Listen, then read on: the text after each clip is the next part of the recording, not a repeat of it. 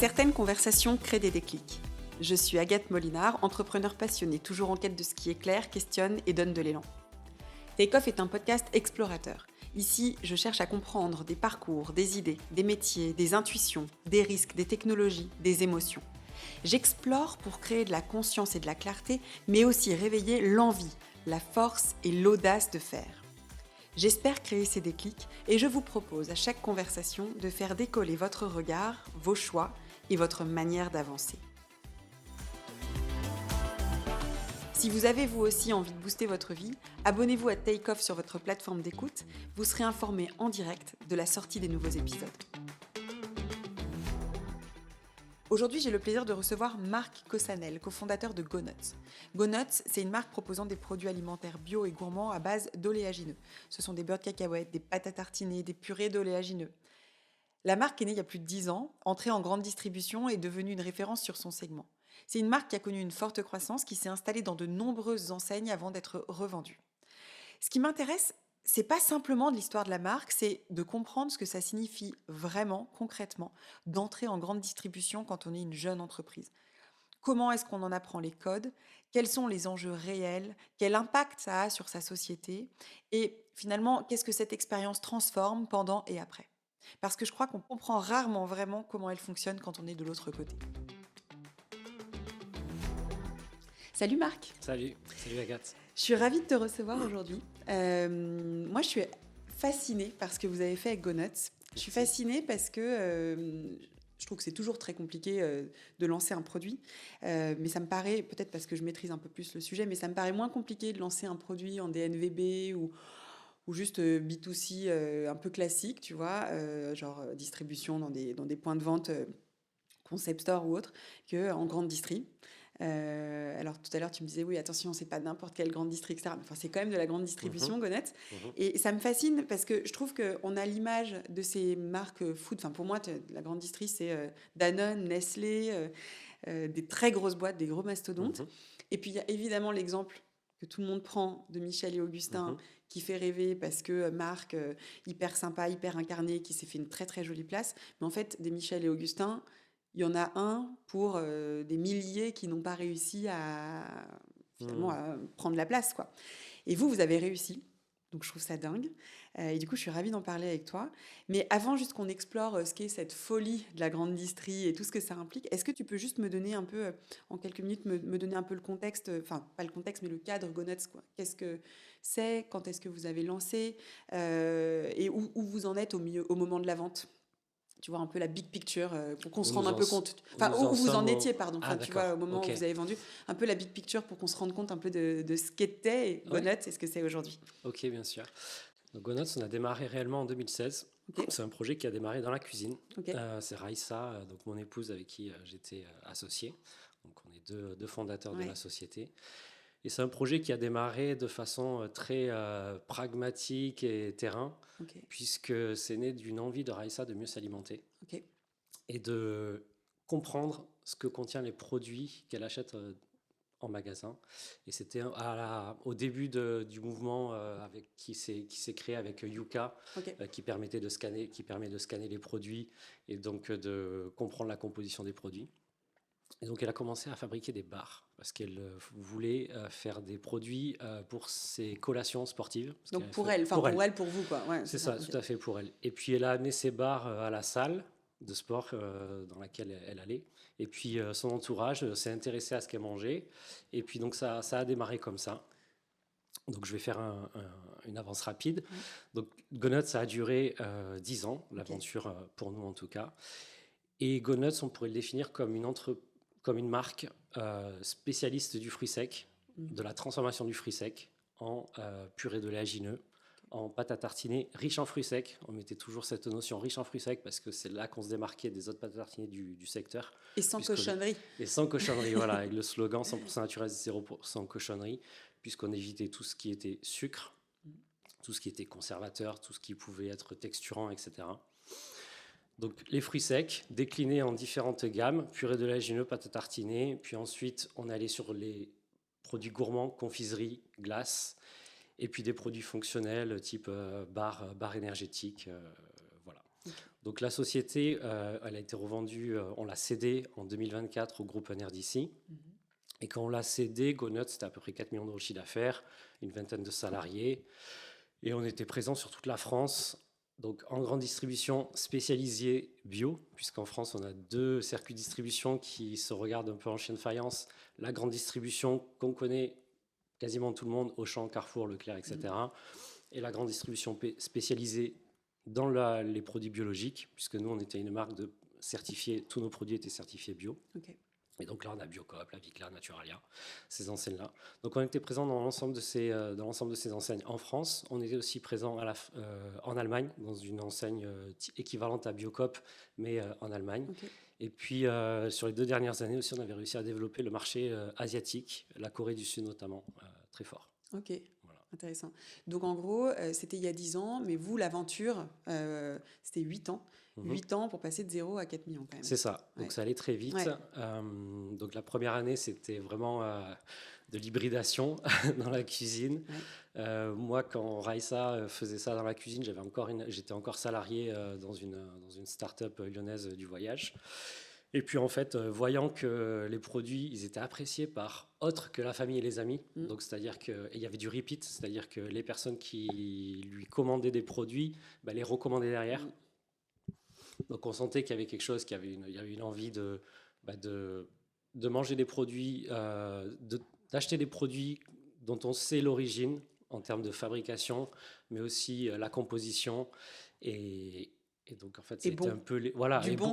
Alors ça, c'est un peu la base de tout. C'est que nous, alors, le côté sain, on n'a jamais revendiqué nos produits qu'ils allaient apporter telle ou telle chose. Après, de façon concrète, de par la composition de nos produits, les oléagineux sont des produits qui vont apporter des protéines et des bonnes graisses, voilà, de façon très généraliste. Et si on ne les dénature pas avec du sucre et de la graisse ajoutée, etc., on va être quand même sur des produits nutritifs. Donc, c'était là-dessus qu'on revendiquait l'aspect sain de nos produits.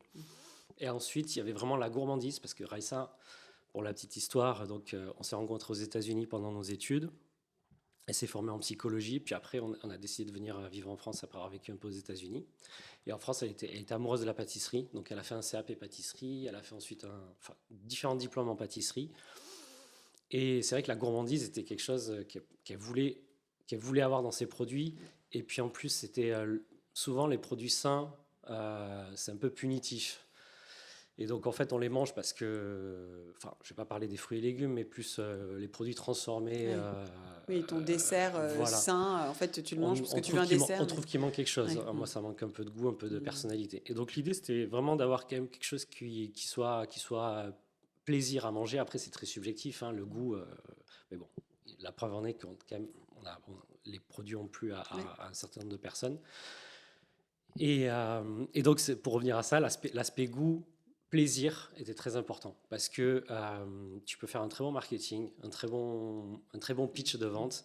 Le consommateur va l'acheter une fois, mais après, ça reste de l'alimentation. S'il n'a pas aimé, il ne va pas le racheter une deuxième fois. Voilà. Le marketing ne fera pas racheter. Donc, l'aspect goût était vraiment très, très important pour nous. Et alors, à quel moment vous décidez que... la grande distribution, en tout cas la distribution, encore que ça devient un sujet stratégique. C'est-à-dire, à quel moment, toi, tu te dis, bon, Raissa, elle fait ses bars, ça plaît, je lâche mon job, on s'associe. En fait, on monte une boîte et parce qu'on va développer ce produit-là et on va pas le développer parce que vous avez choisi de le faire en grande distri, vous avez choisi d'industrialiser le truc. En fait, vous auriez aussi pu vous dire, je n'importe quoi, on ouvre une petite boutique à Lyon qui va vendre tous ces produits de manière très artisanale. Enfin, ça aurait pu être... une autre approche, pourquoi pas. C'était quoi? C'était une question d'ambition? C'était une question d'avoir envie d'aller se frotter à ce secteur-là? À quel moment ça s'est fait, ça? Alors, il y a plusieurs choses. Tu as parlé en introduction qu'on aurait pu être une marque DNVB, la distribution via Internet. Et en plus, à cette époque-là, 2016, c'était vraiment l'explosion des marques DNVB. Et en fait, pour moi, c'était l'inverse. Ça me paraissait très compliqué de se développer sur... parce qu'en fait, on est dans un business de volume. C'est quand même des produits avec pour votre produit. Moi, je ne pensais pas forcément à votre produit. Le côté DNVB, j'avoue, venant à la base du web, ça me paraît plus facile parce que je connais les codes. Mais effectivement, non, là, vous avez effectivement besoin de... Enfin, c'est une approche. On avait besoin de volume. Et après, Alors, il faut savoir que pendant un an, on était exclusivement... forcément, on a fait nos preuves en fait, en ayant uniquement un site internet. Ouais. C'était bien, les ventes croissaient de mois en mois. Donc quand même avec le site. Quand même avec le site. Okay. C'était quand même aussi, c'était un moyen pour les premiers clients qui voulaient acheter à Raissa un petit peu de commencer à avoir une image professionnelle, une présentation sérieuse des produits, de la marque, etc. Structurée. Puis de ses commandes, parce que j'imagine que sinon elle recevait des commandes par WhatsApp, ramène-moi mes barres à la salle. Pour aussi avoir un flux entrant sur les commandes. Ouais. Et puis après aussi, après on bénéficie du bouche à oreille. Donc il fallait quand même une plateforme site internet pour capter ce flux entrant et ce bouche à oreille là. Ouais. Et puis aussi c'était le début, pas le début d'Instagram, mais Instagram commençait à bien se développer en France, notamment avec les premiers influenceurs, micro-influenceurs, qui à l'époque, si on leur dotait des produits, parlaient des produits s'ils les appréciaient. Et je me souviens qu'en fait, on a eu un déclic. En fait, c'est comme un feu. Il y a eu une étincelle. On a envoyé des produits à un influenceur. Et en fait, ça nous a généré, dès qu'il en a parlé, dès qu'il a posté, pour nous c'était énorme, on a eu 50, 60 commandes dans les 2 heures. Ah ouais, okay. Et en fait, et de là, ça n'a pas été un feu de paille, c'est-à-dire que ça a été l'étincelle qui a boule de neige, quoi. Voilà, boule de neige, et c'était une petite étincelle et sur laquelle on a soufflé pour que ça se transforme en flamme et en vrai feu. Et donc ça, pendant un an, site internet. Et puis à un moment donné, quand même, on voyait bien que pour attirer plus de monde, il faut quand même avoir des moyens, faire de l'acquisition, etc. Et nous, on avait vraiment l'ambition d'être bootstrappé en tant qu'entreprise. On est sur un modèle quand même... Donc bootstrappé, c'est autofinancé. Voilà, autofinancé. On voulait vraiment avoir... On y va step by step, mais on le fait nous-mêmes, quoi. On voulait vraiment avoir l'autonomie complète dans notre développement et comment on allait développer cette marque, les produits qu'on voulait sortir, qu'est-ce qu'on mettait dans les produits, etc. Et pourquoi je te disais ça, bootstrappé, parce que tu te dis en gros, on a ce mec qui parle de nous, effet boule, plein de commandes, effet boule de neige. Là, j'imagine parce que les 50-60 personnes qui ont commandé dans les 2 heures, ils ont goûté, ils ont trouvé ça trop bon, ils en ont parlé à leurs potes. Le bon produit là pour le coup, qui fait que tu as de la fidélité, tu as de la... Ouais, okay. C'est ça. Là, on était sûr qu'on tenait quelque chose. Sauf que là, vous vous êtes dit, c'est quoi le next step, quoi. Faut le faire connaître. Et donc le faire connaître en ligne pour gagner plus de clients, il faut des moyens. Donc, comme je t'ai dit, on voulait développer la boîte de manière organique. Ouais. Et puis, à un moment donné aussi, l'alimentaire, les gens, ils achètent les produits qu'ils aiment quand ils vont acheter leurs pommes, leurs salades et leurs jus de fruits et que sais-je. Donc, il fallait être là où ces clients qui achetaient en ligne vont faire leurs courses. Ouais. Donc, comme nos produits, dès le départ, ils étaient labellisés bio, pour nous, le réseau qui nous paraissait le plus pertinent, c'était le réseau de la grande distribution spécialisée bio. Ouais. Et pour le coup, on avait une vision très, très claire de comment on allait pouvoir se développer sur ça. C'était d'aller voir les magasins un par un, déjà à Lyon et dans la région lyonnaise. Parce qu'on pouvait quand même apporter une preuve de concept via des chiffres et via une clientèle et via des produits déjà en place, un packaging en place, une marque en place. Aussi, une page Instagram, une page Facebook. À l'époque encore, Facebook comptait un petit peu, qui montrait qu'il y avait une audience pour ces produits-là. Et donc, en fait, c'était une preuve de concept, qui avait une clientèle. Et donc, on a réussi à convaincre, je me souviens, c'était le La Vie Claire de Rockefeller dans le 8e à Grange-Blanche. On s'en souvient toujours des premiers. Voilà, qui nous a dit, écoutez, go, moi je vous fais rentrer. Et donc voilà, c'est comme ça en fait qu'on a mis le pied dans la grande distribution. Et c'est vraiment, pour nous, ça nous paraissait être le chemin le plus facile par rapport au mode de développement qu'on souhaitait, organique, une montée à l'échelle progressive, parce qu'en fait, dans la grande distribution, je rencontre d'autres entrepreneurs maintenant, où j'en ai eu rencontré, qui tout de suite, en fait, disent « Ah, j'ai un produit, je veux être référencé dans tous les carrefours de France, tout de suite. » En fait, ça ne marche pas comme ça, et je pense de mon point de vue, il ne faut pas penser comme ça, parce que passer tout de suite sur une plateforme logistique qui distribue des centaines, voire des milliers de magasins, en fait, il faut être prêt derrière à assurer la production, la logistique, la qualité, parce que là, vous devez sortir entre le premier et le millionième produit que vous fabriquez, il faut que la qualité soit égale, etc. Donc, voilà, ce mode de développement nous paraissait être le plus cohérent et le plus simple aussi pour générer du chiffre d'affaires rapidement, en fait. Parce que l'ambition, c'était d'être rentable, pas à 10 ans, mais être rentable dès la première année, même si on faisait peu de chiffre d'affaires, mais être rentable et en fait monter crescendo comme ça. Donc en fait, assez rapidement, tu t'es dit, OK, là, ça devient une boîte. Il y a un potentiel. Toi tu es entrepreneur au fond de toi depuis toujours, j'imagine. Ouais. Et Raissa aussi. Ah oui, tous les deux. Aussi, Et du coup, en gros, le petit truc là, le petit feu qui s'allume justement dans le ventre et qui fait qu'on se dit, ouais, on y va.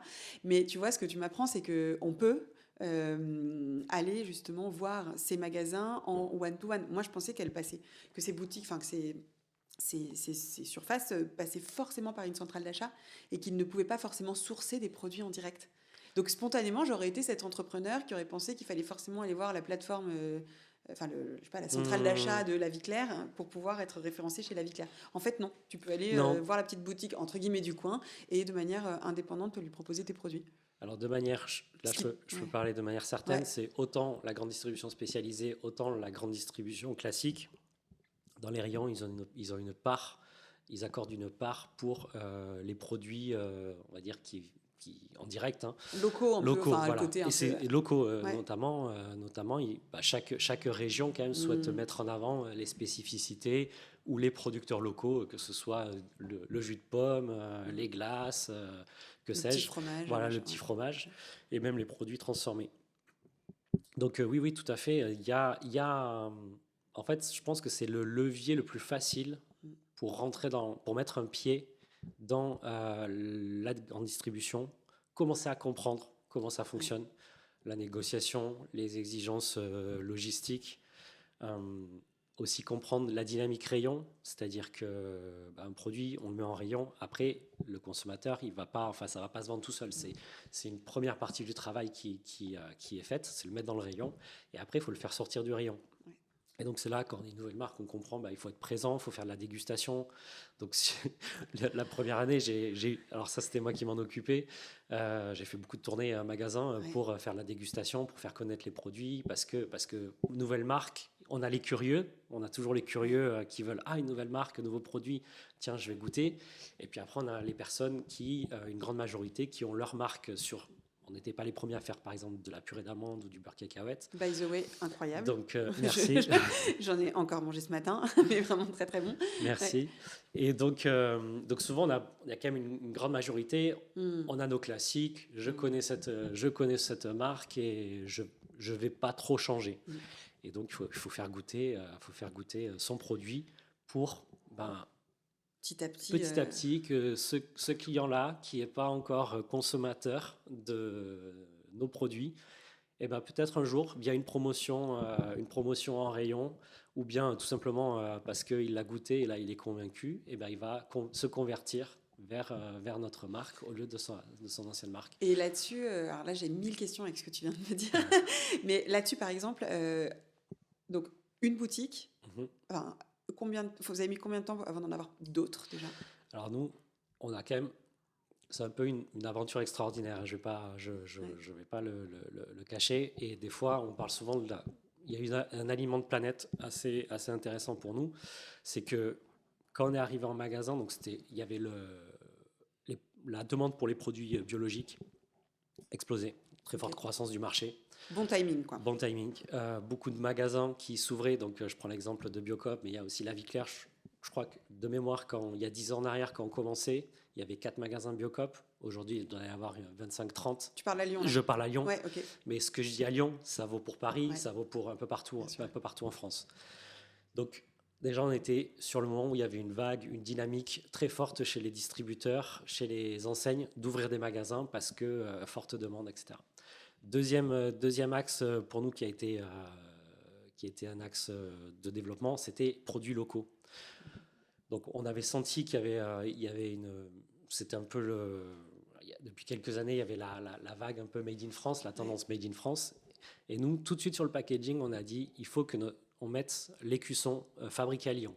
Mais ça c'est génial pour commencer à Lyon, mais ton but étant d'être partout en France. Oui, alors ce qu'on voulait, c'est que ça soit localisable. C'est-à-dire que je suis à Nantes, mais en fait, Lyon, je vois où c'est. Alors que quand je mets fabriqué en France, C'est vrai. En fait, c'est la France, quoi. Alors que Lyon, je visualise exactement. Moi, j'habite à Brest, je visualise exactement. C'est plus concret, en fait. C'est plus concret, voilà. Je visualise exactement la distance, la distance.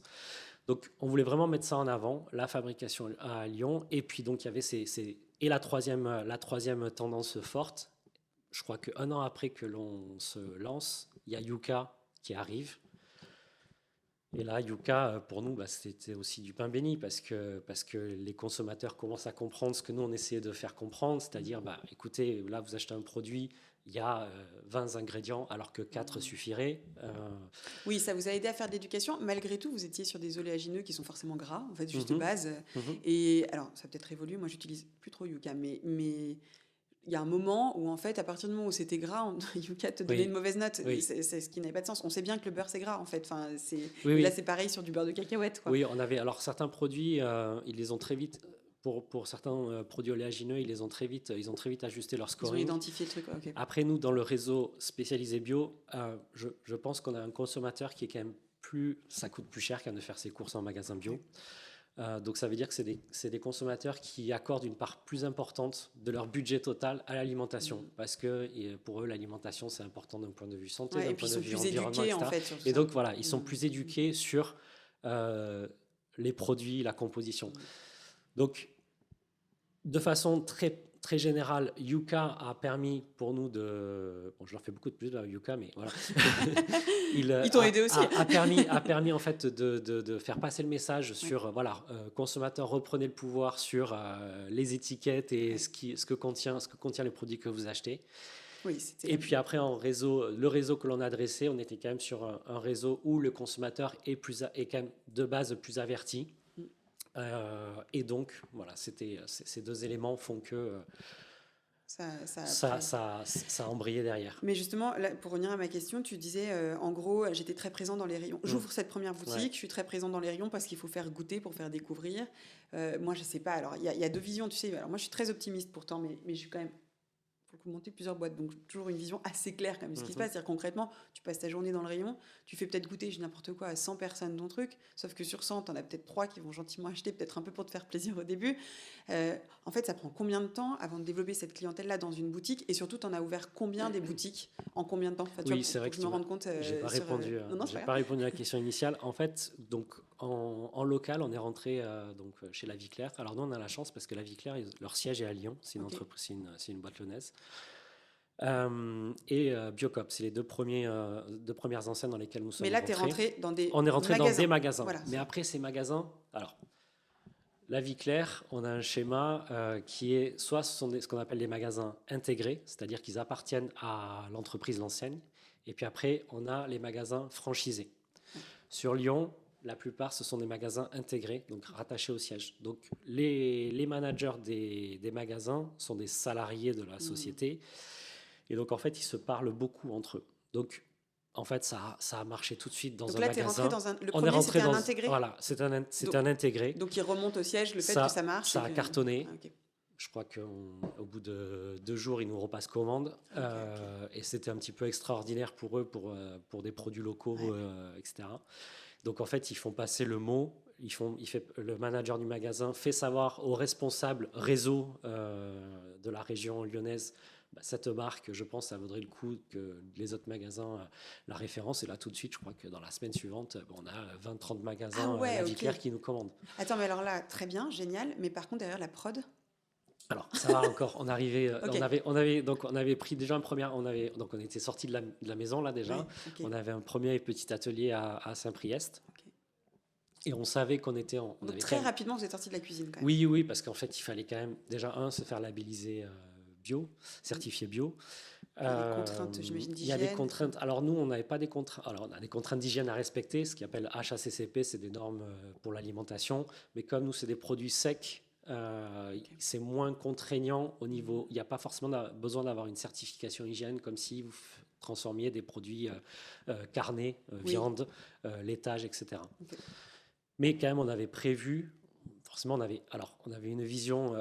Pas prudente, mais réaliste de ce qu'on pouvait faire. Donc, on avait quand même prévu des investissements et un atelier qui nous permettait quand même de pouvoir approvisionner jusqu'à 500-600 magasins. Ok. Voilà. Rapidement, donc là, vous Donc, avez rapidement, été très vite, oui, très ambitieux. Quand même. Ouais, mais en fait, mais c'était très bien. On avait, oui, après, il faut un moment aussi, il faut aussi avoir un petit peu, un peu de foi, on va dire, en son projet, parce que si on investit trop peu, en fait, on n'avance pas. Voilà. Donc, il fallait quand même tout de suite investir dans un outil qui était un petit outil, hein, soyons clairs. C'était 20 mètres carrés l'atelier. Hein. Mais, donc, bien fait. Mais en tout cas, qui nous permettait de suivre les prévisions de croissance et de production qu'on envisageait. Donc ces 30 magasins, on a pu les approvisionner. Hein, voilà. Et puis en fait, là, ce qui s'est passé avec la Vie Claire, la même chose s'est passé avec Biocop. Sauf que là, Biocop, on est sur une enseigne qui est différente. Il n'y a pas du tout de magasins intégrés. C'est que des franchisés. Okay. Mais les franchisés, ils s'entendent bien entre eux. Donc en fait, ils se parlent. Et donc très vite, ça s'est su, ce produit-là... Okay. Ça marche. Et puis après, ils voient bien aussi chez la concurrence ce qui marche, etc.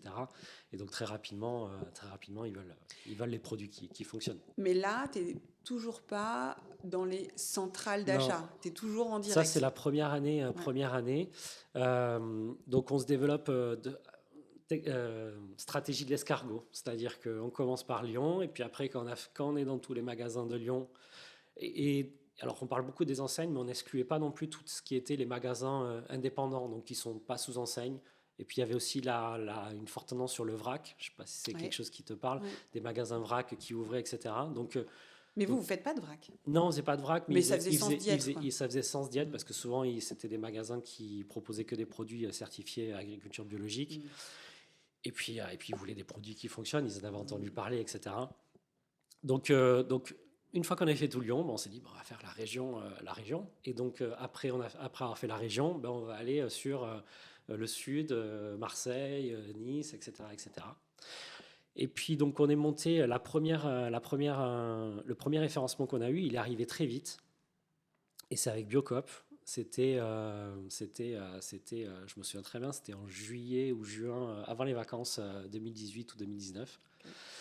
Et il y avait il y a un organisme géré par la région qui promeut la filière agriculture biologique sur la région. Okay. Et donc, ils organisaient des rencontres acheteurs. Et là, c'était une rencontre Biocop.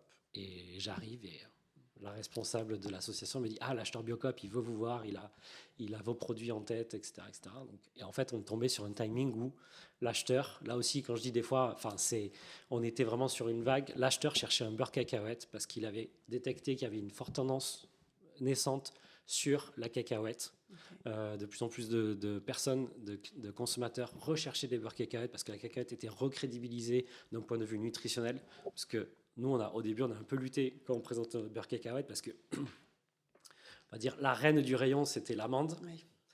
Et la cacahuète, c'est un peu le parent pauvre. L'amande bénéficie d'une très belle image, etc. Mais la cacahuète a une image dégradée parce qu'on a la cacahuète salée, de comptoir, salée, grasse, etc. Les beurres cacahuètes américains qui sont sucrés. Qui sont tellement bons. Voilà, c'est bon. C'est bon la cacahuète. Mais nous, d'ailleurs, on s'est inspiré aussi de beurres cacahuètes américains qui étaient 100% cacahuètes comme le nôtre. Et donc tendance naissante et donc ils cherchaient un produit et notre produit en fait correspondait exactement à ce qu'ils voulaient. Et donc là on rentre pas tout de suite au niveau national, il nous met en test très vite alors nous on était à fond, on voulait vite battre le fer tant qu'il était chaud, donc on a dit non mais nous on est prêts quand vous voulez y aller. Toi tu t'étais rassuré sur le fait que quand tu implantais ça sortait, donc en fait oui. Tes produits tu les mets en rayon, ils se vendent quoi. Ah oui, dans mon discours commercial j'étais très prétentieux on va dire. Je disais non mais vous inquiétez pas, ça va se vendre, c'est sûr, regardez les stades de vente dans tel et tel magasin, parce qu'ils regardent beaucoup, il y a une stat en distribution qui regardait, alors en Auchan Carrefour, je ne saurais pas exactement, mais en tout cas, je pense que c'est la même chose, c'est la rotation. Okay. C'est ce qu'ils appellent les ventes mensuelles moyennes. Donc, un produit, il faut qu'il tourne, en fait. Parce que s'il ne tourne pas, enfin, c'est comme pour tout, mais s'il ne tourne pas, il prend de la place en rayon et ça pourrait être un autre produit qui tournerait davantage. Donc, c'est du chiffre d'affaires qui est perdu. Et donc, nous, on avait des VMM excellentes pour notre rayon et notre famille de produits. Ça te rassurait et du coup, ça te permettait d'avoir confiance dans ton discours. On était quand même assez confiants qu'il n'y avait pas de raison que si à Lyon, à Valence, Marseille, ça fonctionne, À Paris, c'est sûr que ça doit fonctionner parce que nous, on avait quand même une clientèle très urbaine au départ. Typologie hommes, femmes, 25, 40 ans, qui avaient un peu voyagé, qui avaient découvert certainement ce type de saveurs à l'étranger, qui commencent à avoir un peu de pouvoir d'achat. Souvent le premier enfant, donc c'est souvent là aussi on se tourne vers les produits bio. Donc on était confiant là-dessus et en fait quand vous rentrez au départ, il a besoin les acheteurs et l'enseigne si elle vous a identifié, c'est qu'elle veut vos produits. Donc la négociation au départ, elle est pas c'est très light en fait. Okay. C'est en année 1, en année 2 où là la négociation se fait. Donc on est rentré d'abord sur 2 plateformes. L'enseigne BioCup, ils avaient 1500-2000 magasins en France. Et donc, ils ont 4 plateformes. La France est divisée en 4. On est rentré sur 2 plateformes en test, les 2 plateformes du Sud. Et en fait, et là, ils imposent, quand ils te font rentrer sur ces plateformes, parce que tu dis, il a voulu tester dans 30 surfaces, enfin 30 magasins, ça veut dire que derrière, il impose à 30 magasins de te référencer, ou non, ils rentrent dans la plateforme et il leur suggère, enfin comment ça marche? Alors là, les 30 magasins que je te parlais, on les livrait en direct. Ça, c'était avant, okay. Parce que quand l'acheteur vient nous voir, on était déjà à peu près dans une cinquantaine, soixantaine de magasins BioCup sur toute la région. Et là, par contre, quand il nous fait rentrer sur les plateformes, en fait, lui, il croit tellement au produit qu'il impose les magasins. D'accord. Il impose 70 ou 80% des magasins de la zone, donc de tout le sud de la France, ouest et est, à commander les produits, Gonotes sur la plateforme. Donc tout de suite, en fait, on se retrouve, boum, d'un coup, dans un volume, on passe à 500, 600 magasins d'un coup. Alors ça, là, j'ai 2 questions. La première, c'est, j'imagine qu'en termes de gestion, c'est peut-être un peu plus... Vous livrez les magasins... Vous livrez quoi? Vous livrez une centrale qui redispatche ou vous livrez les magasins en one-to-one? Parce que quand tu avais les 30 séparément, tu les livrais en one-to-one. Là, On livre la plateforme. Tu livres la plateforme. Donc là, tu t'allèges d'un point de vue logistique. D'un point de vue logistique, tu t'allèges. Tu perds forcément en marge parce qu'il y a un intermédiaire. Mais bon, comme je t'ai dit au départ, c'est un business de volume. Les volumes doivent compenser les marges qui sont relativement faibles dans l'alimentaire. Oui. Et donc c'est pour ça qu'il faut avoir une gestion très précise au niveau de sa production, au niveau de sa logistique, au niveau des coûts matières, des coûts de revient, etc. Pour que la marge qui est relativement faible, 1 ou 2 points de marge, on peut pas perdre 1 ou 2 points de marge. On n'a pas ce gras-là dans le business alimentaire. Et là, ça compense. Là, tu perds parce que évidemment, tu as un intermédiaire, mais ça te permet de compenser avec la logistique qui était beaucoup plus coûteuse en direct. Et puis après, au bout d'un moment, on était limité aussi en termes de développement parce que on pouvait jouer sur l'aspect local dans les magasins qui étaient dans un périmètre proche, mais après les magasins de Bordeaux, Toulouse, etc. On pouvait pas. Cet argument-là, il marchait plus.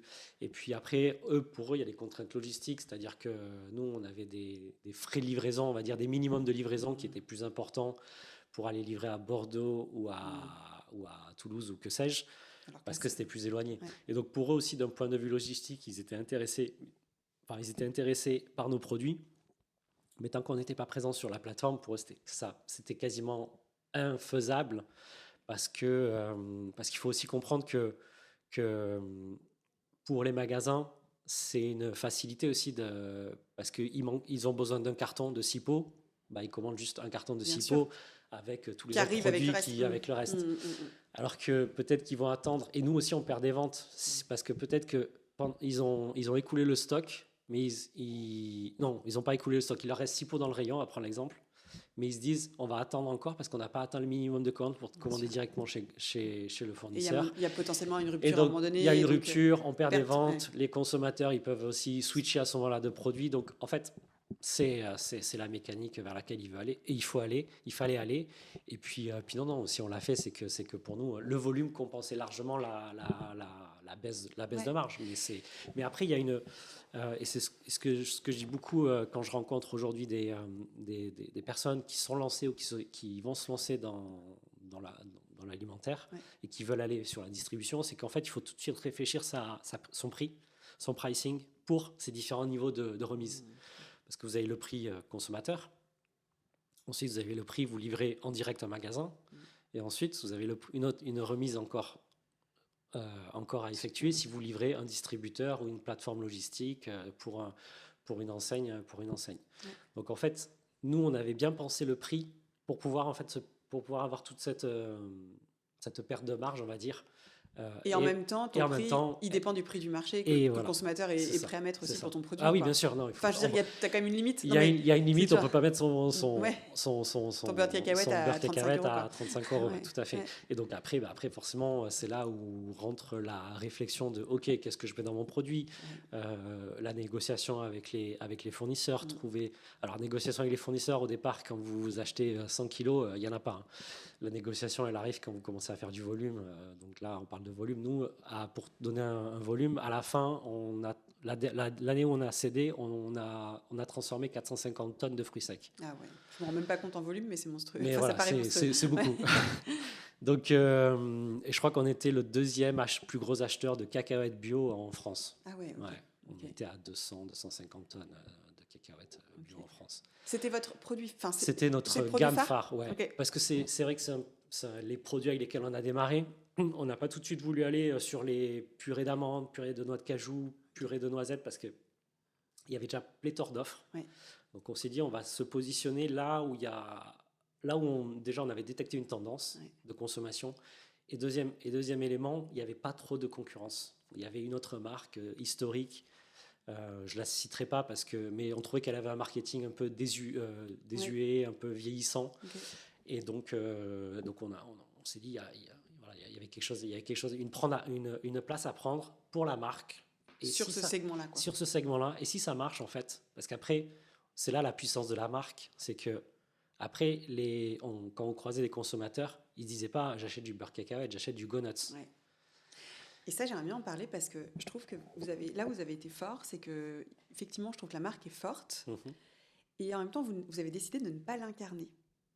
Alors, on n'a pas forcément besoin d'incarner une marque pour qu'elle soit forte, mais je reprends mon exemple de Michel Augustin, qui peut-être est un peu, mais je pense que ça fait notamment, partie pour eux. Évidemment, c'est un faible pourcentage de la réussite, mais ça fait partie quand même de la raison de la réussite. Ils ont quand même incarné, ils ont été très forts là-dessus. Je trouve que ça permet aussi de créer du lien avec le consommateur. Et tu disais tout à l'heure,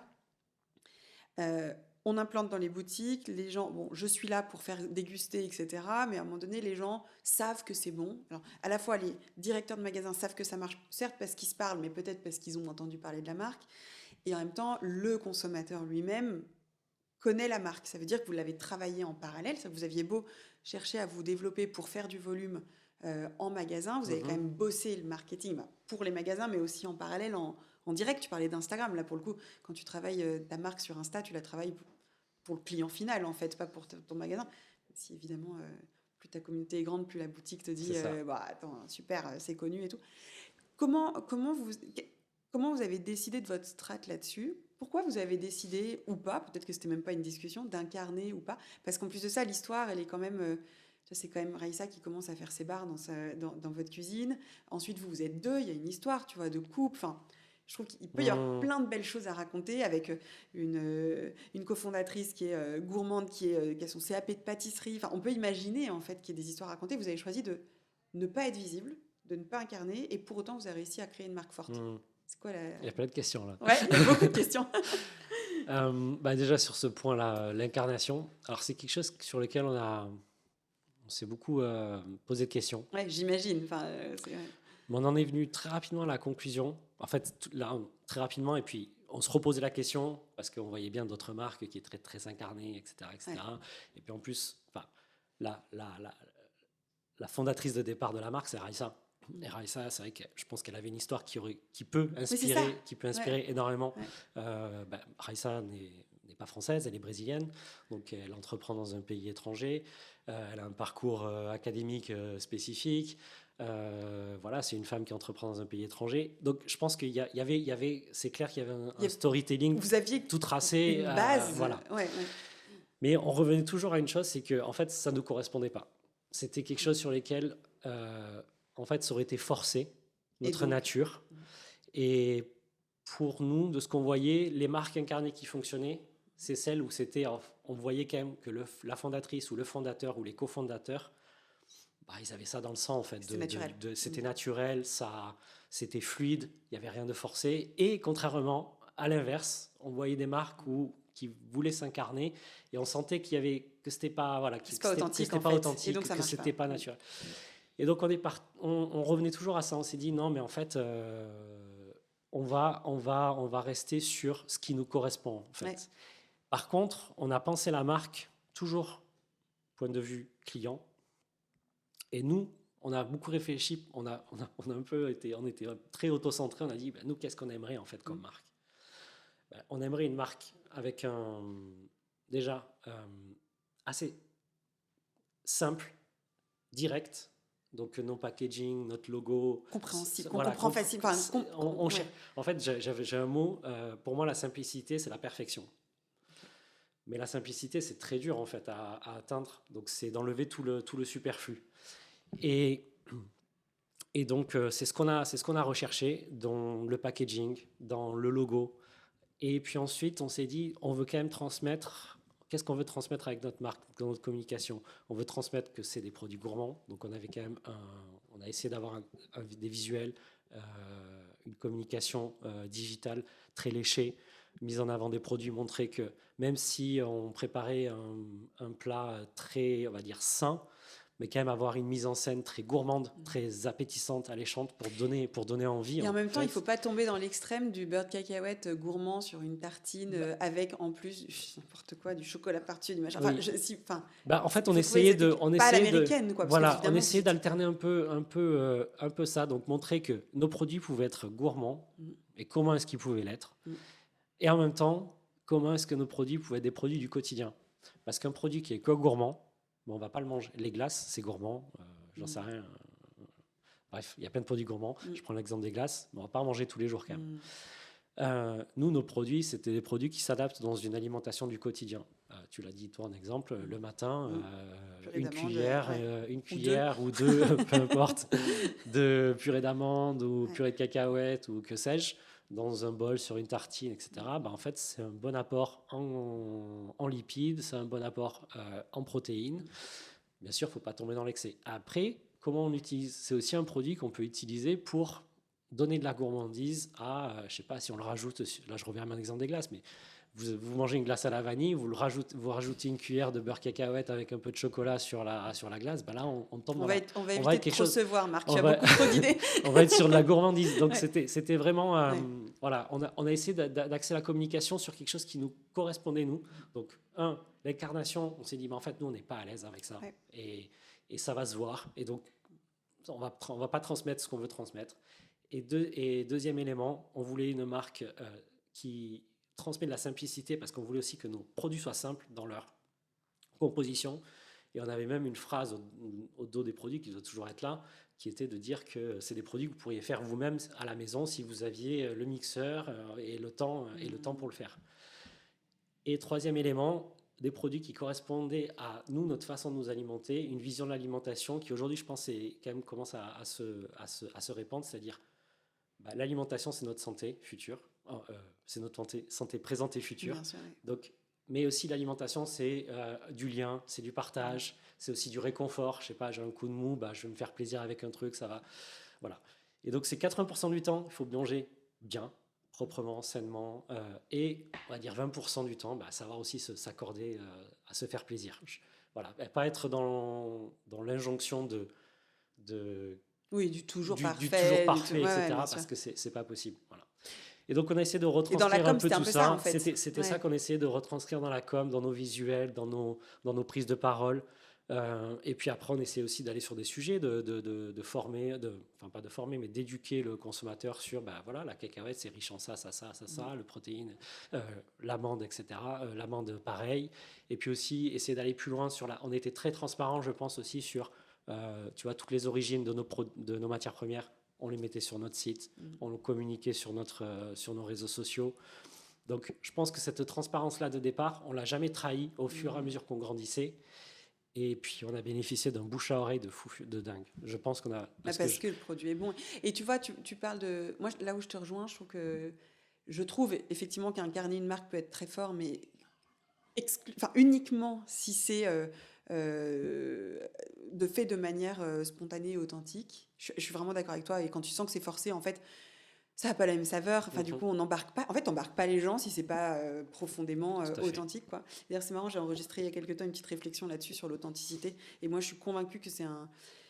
Enfin, moi, c'est un besoin personnel dans ma consommation, que ce soit de produits, de contenu ou autre, et dans mes relations aussi, en fait. Et je pense que dans la relation à la marque, tu as besoin de cette authenticité. Alors, parfois, ça va être avec du sein, de la simplicité comme vous, parfois pas du tout. Mais si tu sens que c'est très aligné avec ce qu'est la marque et ce qu'elle représente, ça paraît OK, quoi. Donc, je te rejoins là-dessus. Je trouve que quand le chef d'entreprise, enfin, l'entrepreneur n'est pas aligné avec ça, ne se sent pas à l'aise, ça sert à rien. Maintenant, vous avez quand même réussi à transmettre ces valeurs très fortes sans montrer vos têtes, quoi, en gros. Après, ce que je trouve pas évident, c'est que finalement, ce que je comprends aussi à travers ce que tu dis, c'est qu'il y a quand même presque 2 cibles de personnes que vous essayez de toucher, parfois qui sont les mêmes, mais si je caricature, tu as la personne qui veut manger du bio, du sain, qui refuse de mettre du beurre. Je caricature, pardon pour ceux qui sont comme ça, qui veulent pas de beurre, qui veulent du végétarien, voire du vegan, etc. Et donc, du coup, là, purée d'amande le matin sur la tartine et pas autre chose. Et puis, moi, je fais partie de la deuxième catégorie, gourmandise, qui essaie quand même de manger sainement, avec une base saine, mais voilà.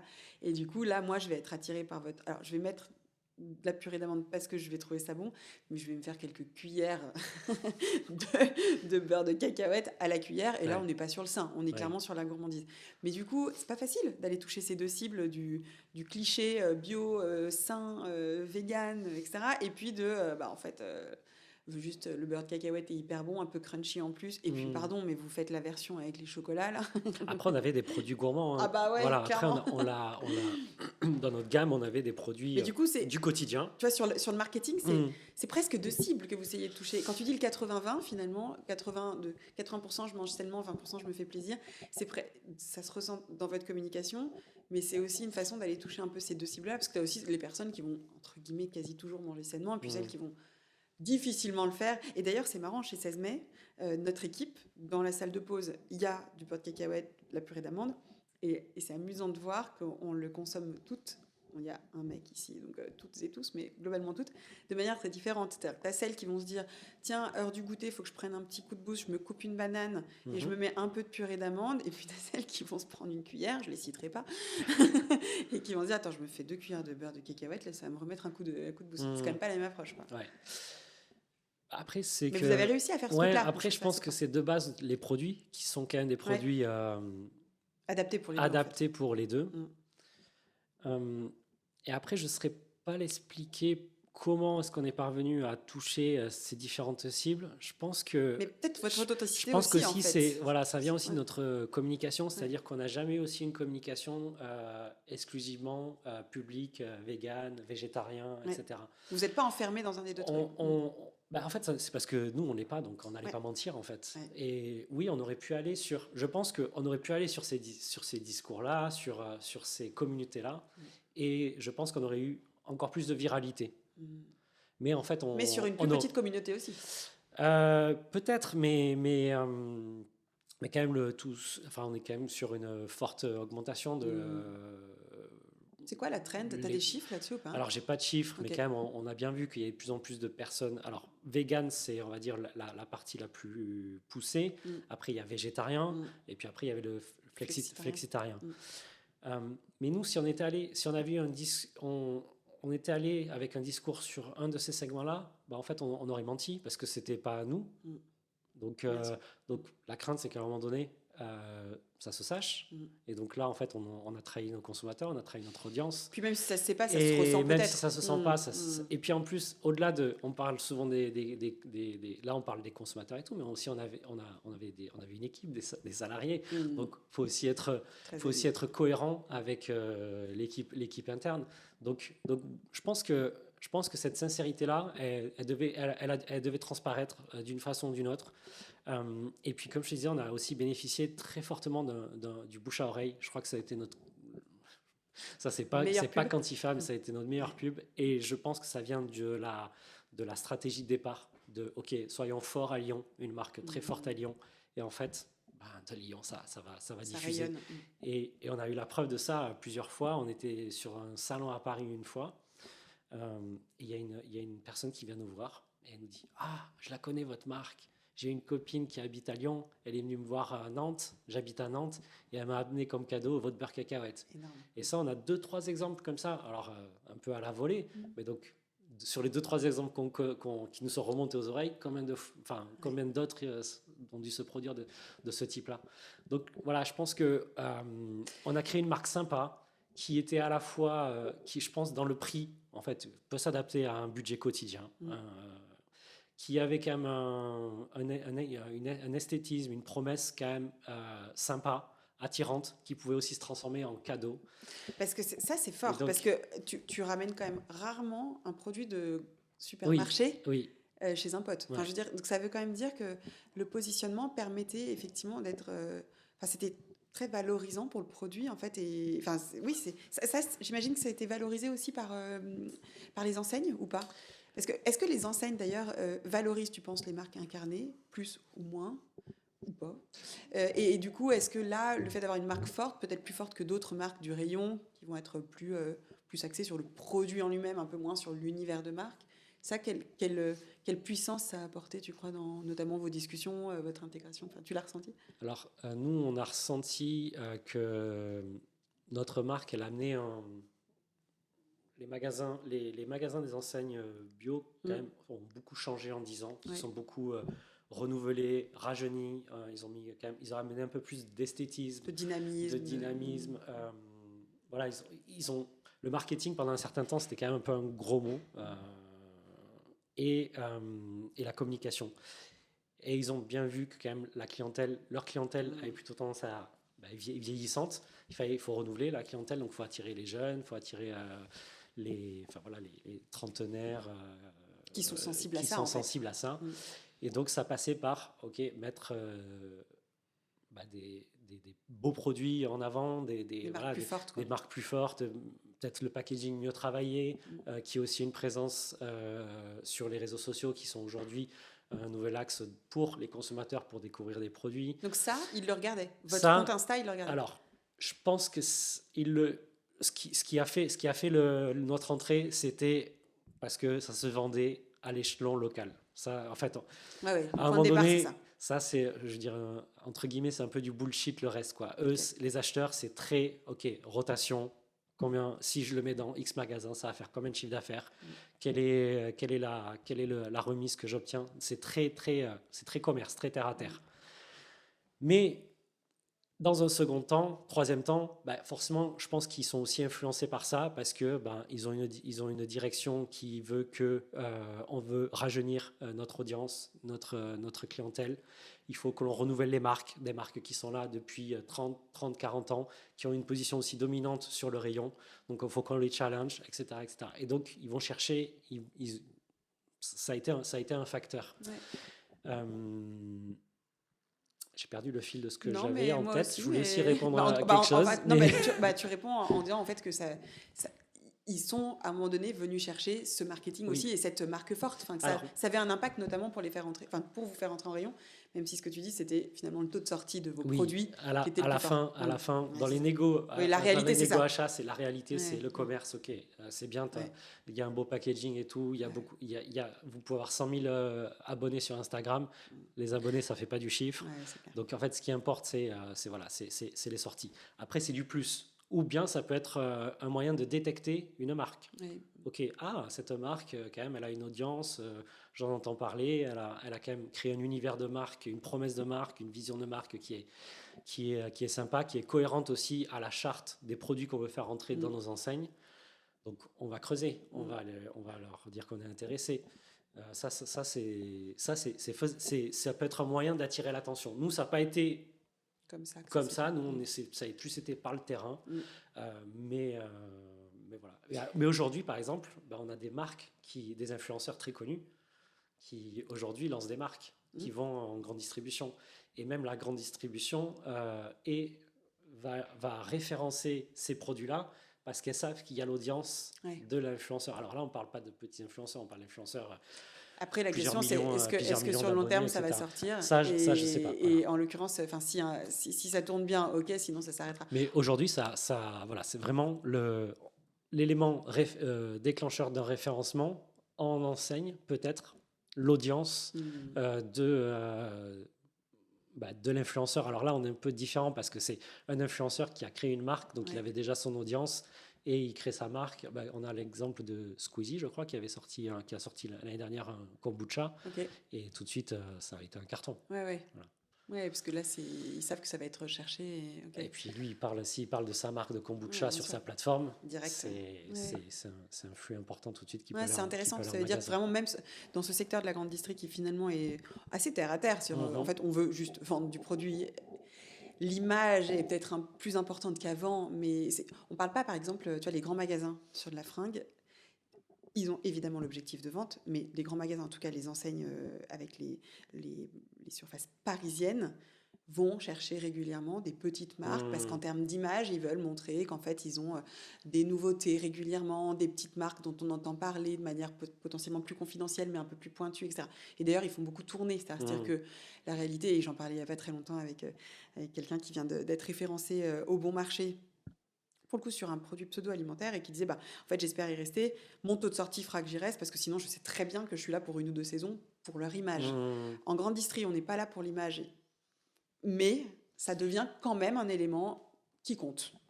Mais sur le long terme, la grande distribution, c'est très compétitif, donc les enseignes, il faut bien qu'elles fassent rentrer les consommateurs dans les magasins.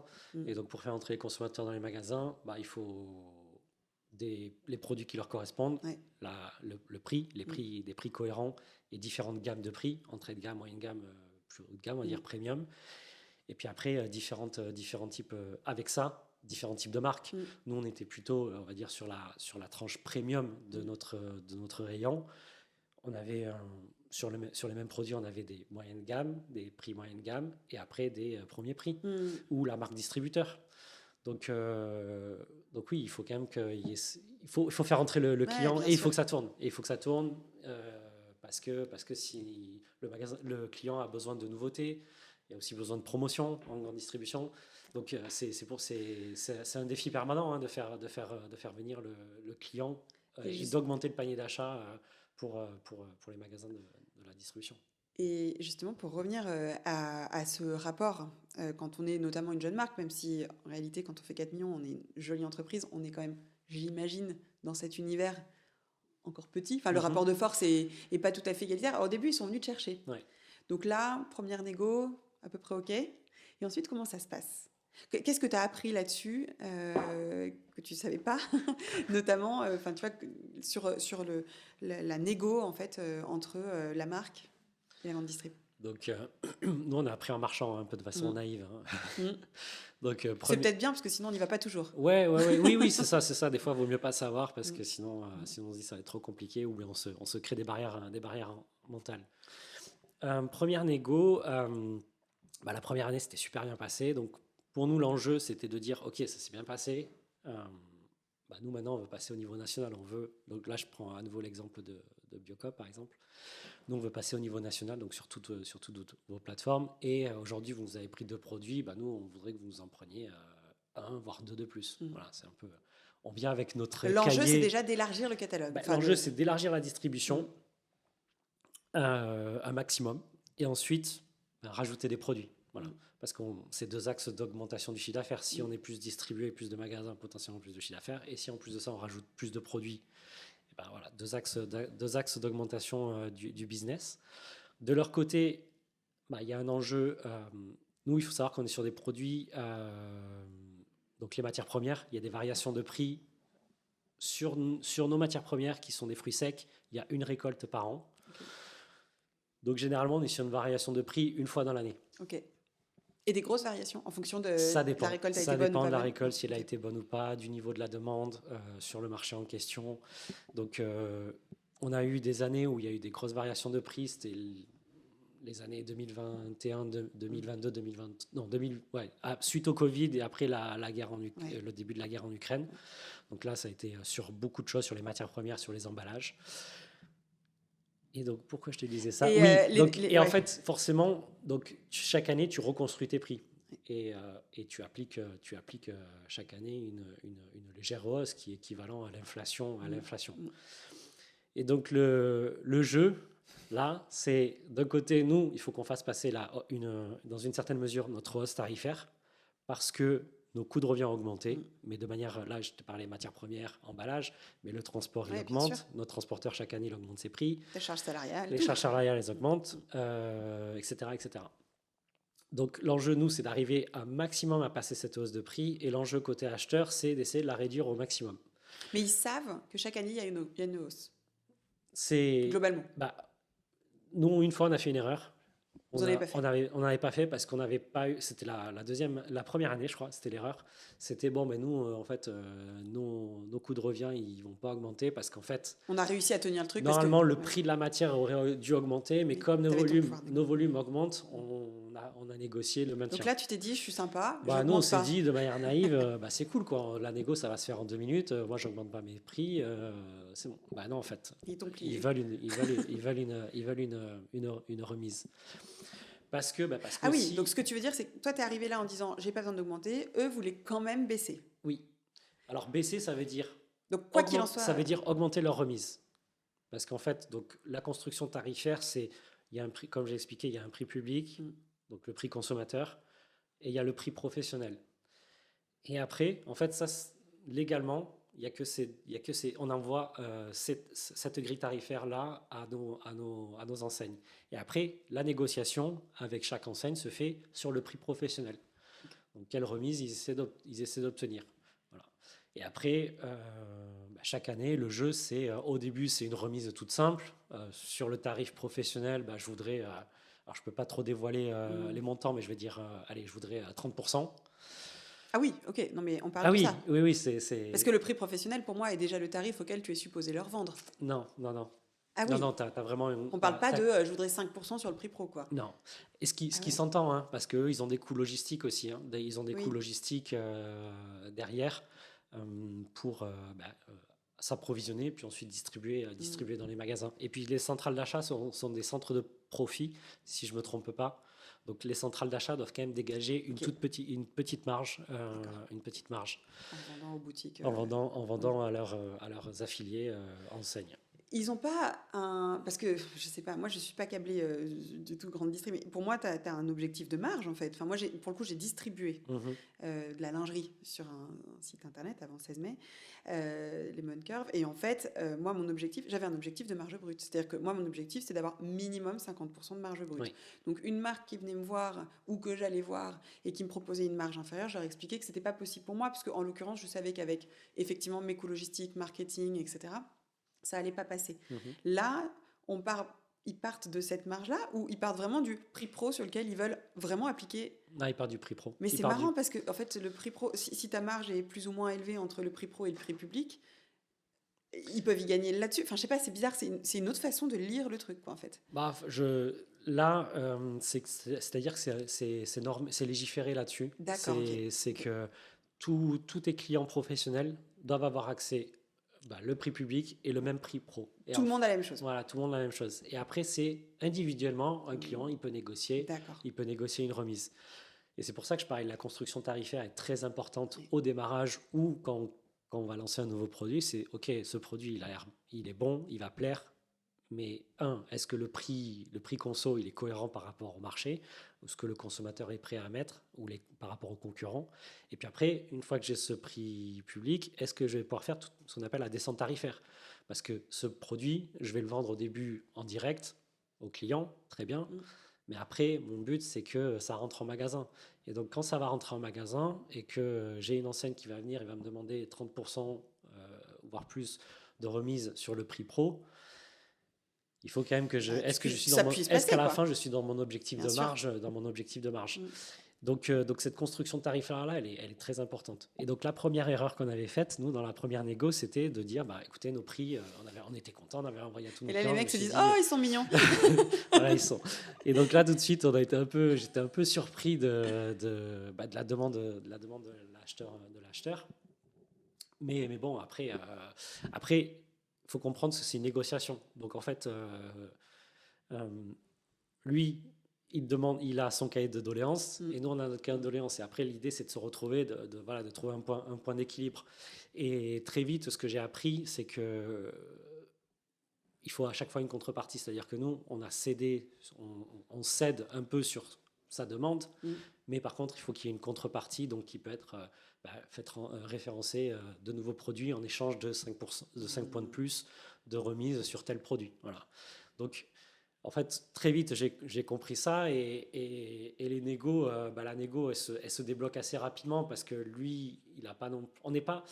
J'ai jamais expérimenté les négos avec des enseignes de la grande distribution classique qui peuvent être plus complexes. Okay. Mais là, on est quand même sur une négo assez. En fait, on va droit au but. Le but, c'est que si en 2 rendez-vous, ça peut être bouclé. Le premier rendez-vous, souvent, c'est pour faire un point sur l'année. Les objectifs de chacun, qu'est-ce qu'on va sortir comme nouveaux produits, qu'est-ce qu'on va mettre en place pour développer la marque. Eux, l'enseigne, ils essaient aussi de se vendre en disant, voilà, nous, ce qu'on va faire, et pourquoi est-ce que vous devez continuer à être chez nous, et pourquoi est-ce que chez nous, en fait, vous allez vendre plus que chez le voisin. Et après, très vite, on en vient à, OK, mon tarif de cette année, mes conditions générales de vente de cette année, et moi, comment je souhaite développer avec vous cette année, donc avec des nouveaux produits, plus de magasins, etc. Et vous et eux, qu'est-ce qu'ils souhaitent. Et eux, tu sais que de toute façon, c'est forcément du pourcentage de remise. Il va y avoir forcément du pourcentage, forcément de la négo sur la partie point de remise. Alors, à un moment donné, on épuise quand même le niveau de remise qu'on peut faire. Ce que j'allais dire, c'est que tu peux pas descendre vitam aeternam, en fait. Donc, et après, c'est là qu'on rentre dans des... Mais ça, c'est au bout de 3-4 ans qu'on rentre dans ces mécaniques un peu plus compliquées. C'est là qu'on va rentrer dans des mécaniques de... Mais ils sont très inventifs. C'est très inventif, la distribution, pour trouver là où faire de la remise. Après, on va être sur de la remise, par exemple. OK, on vous commande à la palette complète. Okay. Donc, une palette, nous, donc on a différents conditionnements. Et généralement, chez les distributeurs, ils commandent soit à la palette entière, soit à la demi-palette, soit à la couche. Okay. Voilà, ou bien au colis. Le colis, c'est très rare quand même. Donc nous, face à ça, il y a aussi des coûts logistiques qui ne sont pas les mêmes. Ton volume fait que... Parce que nous, en production, quand ça sort de production, on sort de production des palettes entières, cartonnées, prêtes, on les filme, on les stocke. Et après, si on doit l'envoyer, si on a une commande d'une palette, on a juste à la descendre des étagères et la mettre dans le camion et c'est parti. Donc le coût logistique, le temps logistique est faible. Si on doit faire des demi-palettes, ça complique. Si on doit faire des couches, etc. Donc pourquoi est-ce que je parle de ça? Parce qu'après, une fois qu'on a un peu épuisé le niveau, la remise niveau 1 sur le tarif pro, on arrive dans d'autres remises. Donc, remise logistique, remise sur des objectifs de fin d'année, remise de fin d'année sur RFA. Voilà. En fonction du volume. En fonction du si volume, on a atteint tel volume on se fixe un objectif commun. Et après, en fonction des paliers atteints, ça donne une remise en fin d'année complémentaire. Donc, il y a toute cette mécanique-là, en fait. Et après, c'est vraiment aussi notre réflexion, ça a toujours été de dire, OK, de toute façon, il faut, quoi qu'il en soit, céder sur quelque chose. Céder, c'est même pas céder, mais c'est logique que, surtout si le business, il augmente chaque année avec le client ou l'enseigne, c'est logique qu'il y ait une demande complémentaire. Oui, modulo, effectivement, tu as limite, ce qui fait qu'à un moment donné, sinon tu perds de l'argent. Modulo que nous, de notre côté, on va dire, on visait souvent une marge globale par client. Okay. Donc après, on rentrait c'est là où on rentre un peu en fin d'année, les calculs de, OK, il veut ça, donc si on fait ça, avec le coût de revient, donc sur les tableaux Excel, à regarder la marge globale. Et par contre, on est souvent sur des prévisionnels de vente. Parce qu'il n'y a pas du tout d'engagement ferme de commande. Si le produit, s'ils ont passé une commande et que la commande ne s'écoule pas, ils ne vont pas recommander en fait. Donc, mais bon, quand on a 2, 3, 4 ans d'historique, on sait quand même plus ou moins, sauf je sais pas, catastrophe, on sait plus ou moins les volumes que l'on devrait faire et le niveau de croissance qu'on devrait réussir à atteindre si on rentre 2, 3 nouveaux produits, si la distribution elle passe de 1000 à 2000 magasins, parce on va faire le calcul de OK, on est passé mais là je rentre dans des détails très complexes, enfin très précis, mais moi ça m'intéresse. Mais c'est la VMM en fait. Après tu connais tes rotations sur 1000, tu supposes que sur 2000 grosso modo elles seront les mêmes, donc tu sais à peu près, tu peux prévoir tes chiffres d'affaires de cette façon. Donc hors catastrophe, tu sais que ça va. voilà, tu sais où tu vas. Et donc ça te permet, quand tu sais où tu vas, ça te permet ensuite de pouvoir faire la négociation. Et OK, là-dessus je vais céder, je vous accorde telle remise, et vous, en contrepartie, moi, je souhaite que vous me rentrez nouveaux produits. C'est le jeu avec tous les fournisseurs, ça. Et est-ce qu'à un moment donné, ils arrivent... parce que moi, tu vois, typiquement, en tant que distributeur sur Lemon Curve, mais effectivement, c'était complètement différent comme univers. Hein. À un moment donné, pour le coup, moi, les remises que je demandais, c'était par exemple de faire c'était pas des remises, c'était du trade marketing. Moi, je leur disais en gros, concrètement, le trade marketing chez moi, donc un distributeur multimarque en ligne, c'était de dire, si je vous mets sur ma homepage, vous allez avoir de la visibilité. En l'occurrence, c'était pertinent pour eux en termes d'image, etc. Je vous facture, j'ai n'importe quoi, 1000 balles, le fait d'être présent une semaine sur la homepage, même si en fait on ne fait pas de vente. C'est-à-dire que pour le coup, c'était, là, je leur facturais, ou une mise en avant dans une newsletter, etc. C'était une autre façon pour eux de faire du marketing. Est-ce que ça, pour le coup, ils te disaient, voilà, si je te mets en tête de gondole, tu me fais encore une remise, ou tu payes la tête de gondole? Alors oui, il y avait le trade marketing aussi qui existe. Ouais. Et ça, on y est venu, pareil, on n'y vient pas tout de suite les premières années. Oui. C'est vraiment quand on a atteint un certain niveau de chiffre d'affaires. Bon, là, on se dit, OK, maintenant, on a quand même, on plafonne. Je pense qu'on ne peut pas non plus espérer faire à nouveau 30 ou 50% de croissance. C'est pas réaliste. Donc, comment est-ce qu'on peut aller chercher de la croissance en plus? Donc, faire sortir le produit du rayon, le faire sortir de manière via de la publicité. Donc, soit souvent les distributeurs, ils ont aussi des sites sur lesquels il y a pour faire du click and collect, du drive, etc. Donc, la mise en avant sur le site. La mise en avant sur le site. Et après, la mise en avant en magasin sur le point de vente. Donc, ça peut être de l'affichage. Ça peut être apparaître ce qu'ils appellent les brochures, les brochures qu'on reçoit encore papier, ça marche encore avec les promos, ça marche encore. Ouais. Et puis après la promo. Alors la promo peut y avoir, c'est pas forcément payant, c'est plus une remise accordée. Oui, en fait, c'est toi qui soutiens la promo. Ça veut dire qu'en gros, ils font 10% de moins, c'est toi qui payes les 10%. Ça. Quoi. C'est nous qui faisons les 10% et eux, ils les retranscrivent. Donc c'est tout le monde joue le jeu. Et puis, si on est sur des produits avec de fortes rotations, on peut, moyennant peut-être un taux de promo supplémentaire, aller chercher une tête de gondole. D'accord. Et donc là, la tête de gondole, en fait, on l'a très vite expérimenté. C'est que la première fois où on l'a fait avec une grosse enseigne, en fait, les 20% ou les 15% de promo, ils sont largement compensés par les volumes. C'est des volumes sur la commande promo, c'est deux fois une commande mensuelle. Okay. Voilà. Mais ça compense ton volume, mais malgré tout, après tu me diras peut-être, tu pourras me dire, le niveau de marge que vous avez sur les produits, ça dépend. Enfin, à un moment donné, le volume ne peut pas tout compenser. On allait faire de la promo sur des produits où on pouvait faire de la promo. Oui, c'est ça. Okay. Il y a des produits, OK, on est trop ric-rac au niveau marge, là. Donc là, si on fait une promo, on ne gagne pas notre vie. Donc ça sert à rien. Et après, il y a des sites, on avait des distributeurs présence en ligne uniquement. Et donc là, on est plus dans le trade marketing classique comme pour toi.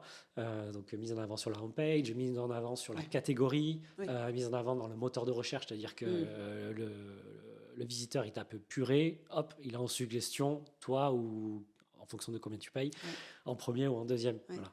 Donc, cette mécanique-là existait aussi. Et oui, en effet, nous, on y est venu sur les dernières années parce que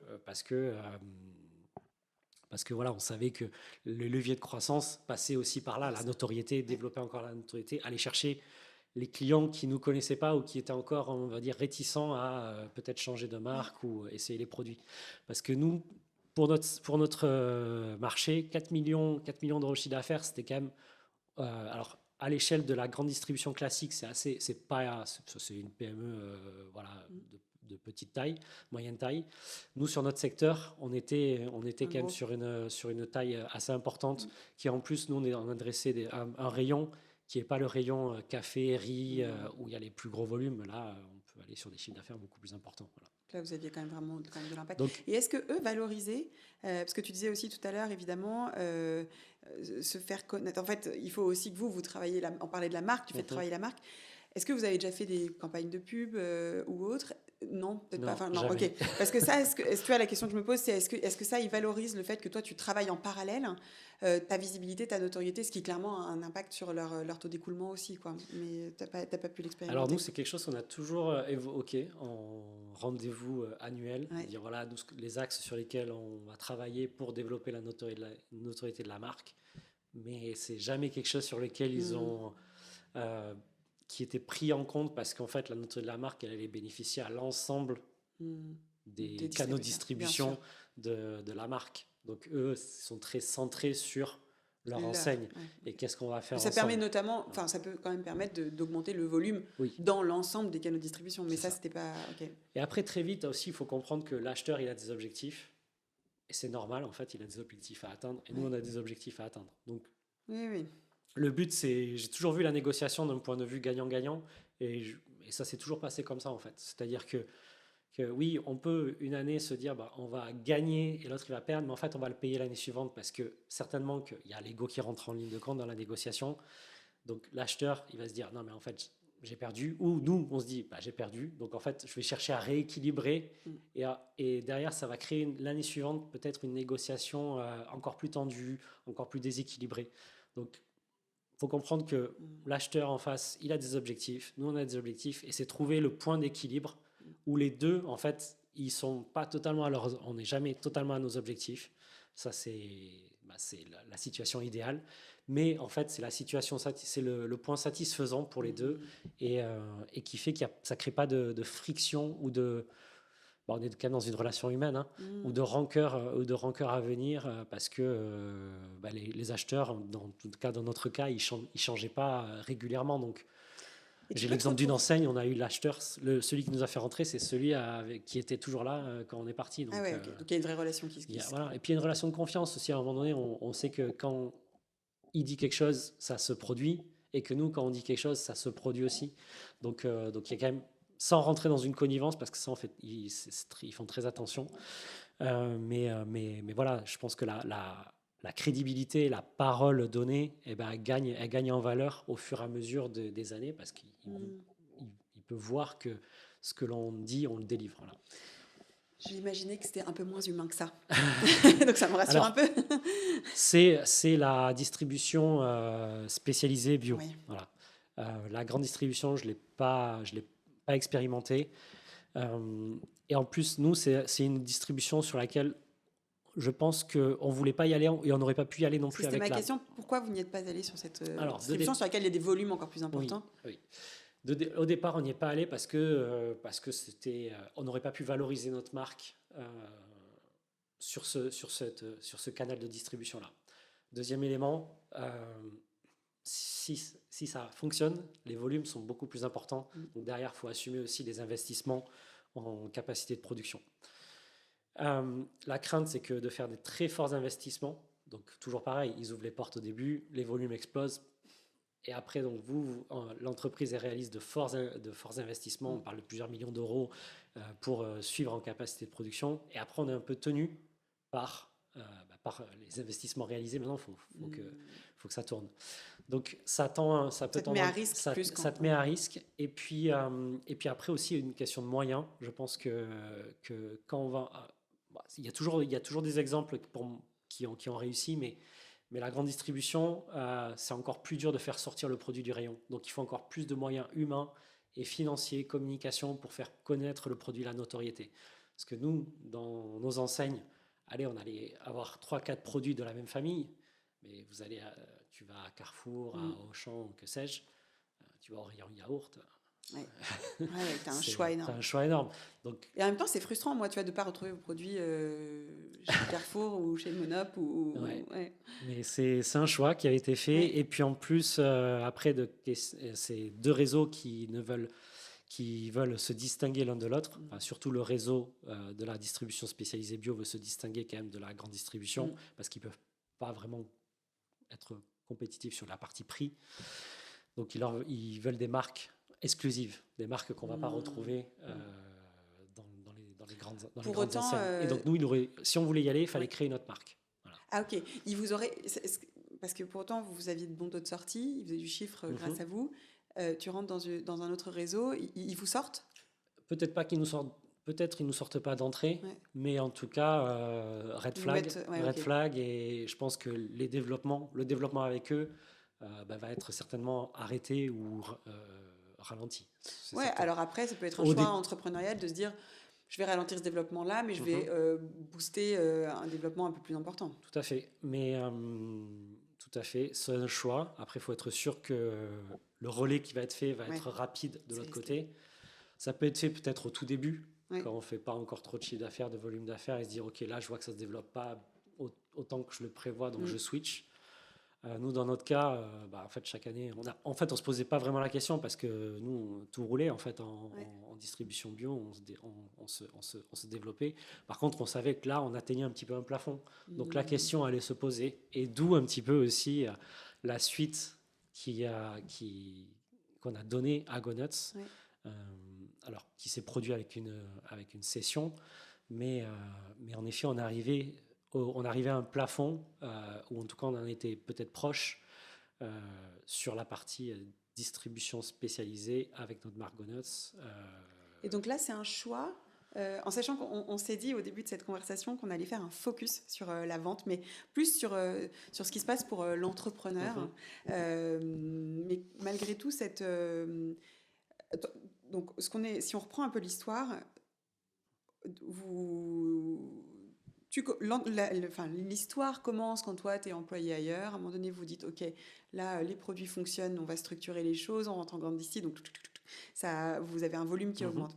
Et à quel moment vous vous dites, effectivement, il faut peut-être qu'on aille, qu'on vende, qu'on s'adosse à un autre groupe. Qu'est-ce qui se passe, en fait, là-dessus?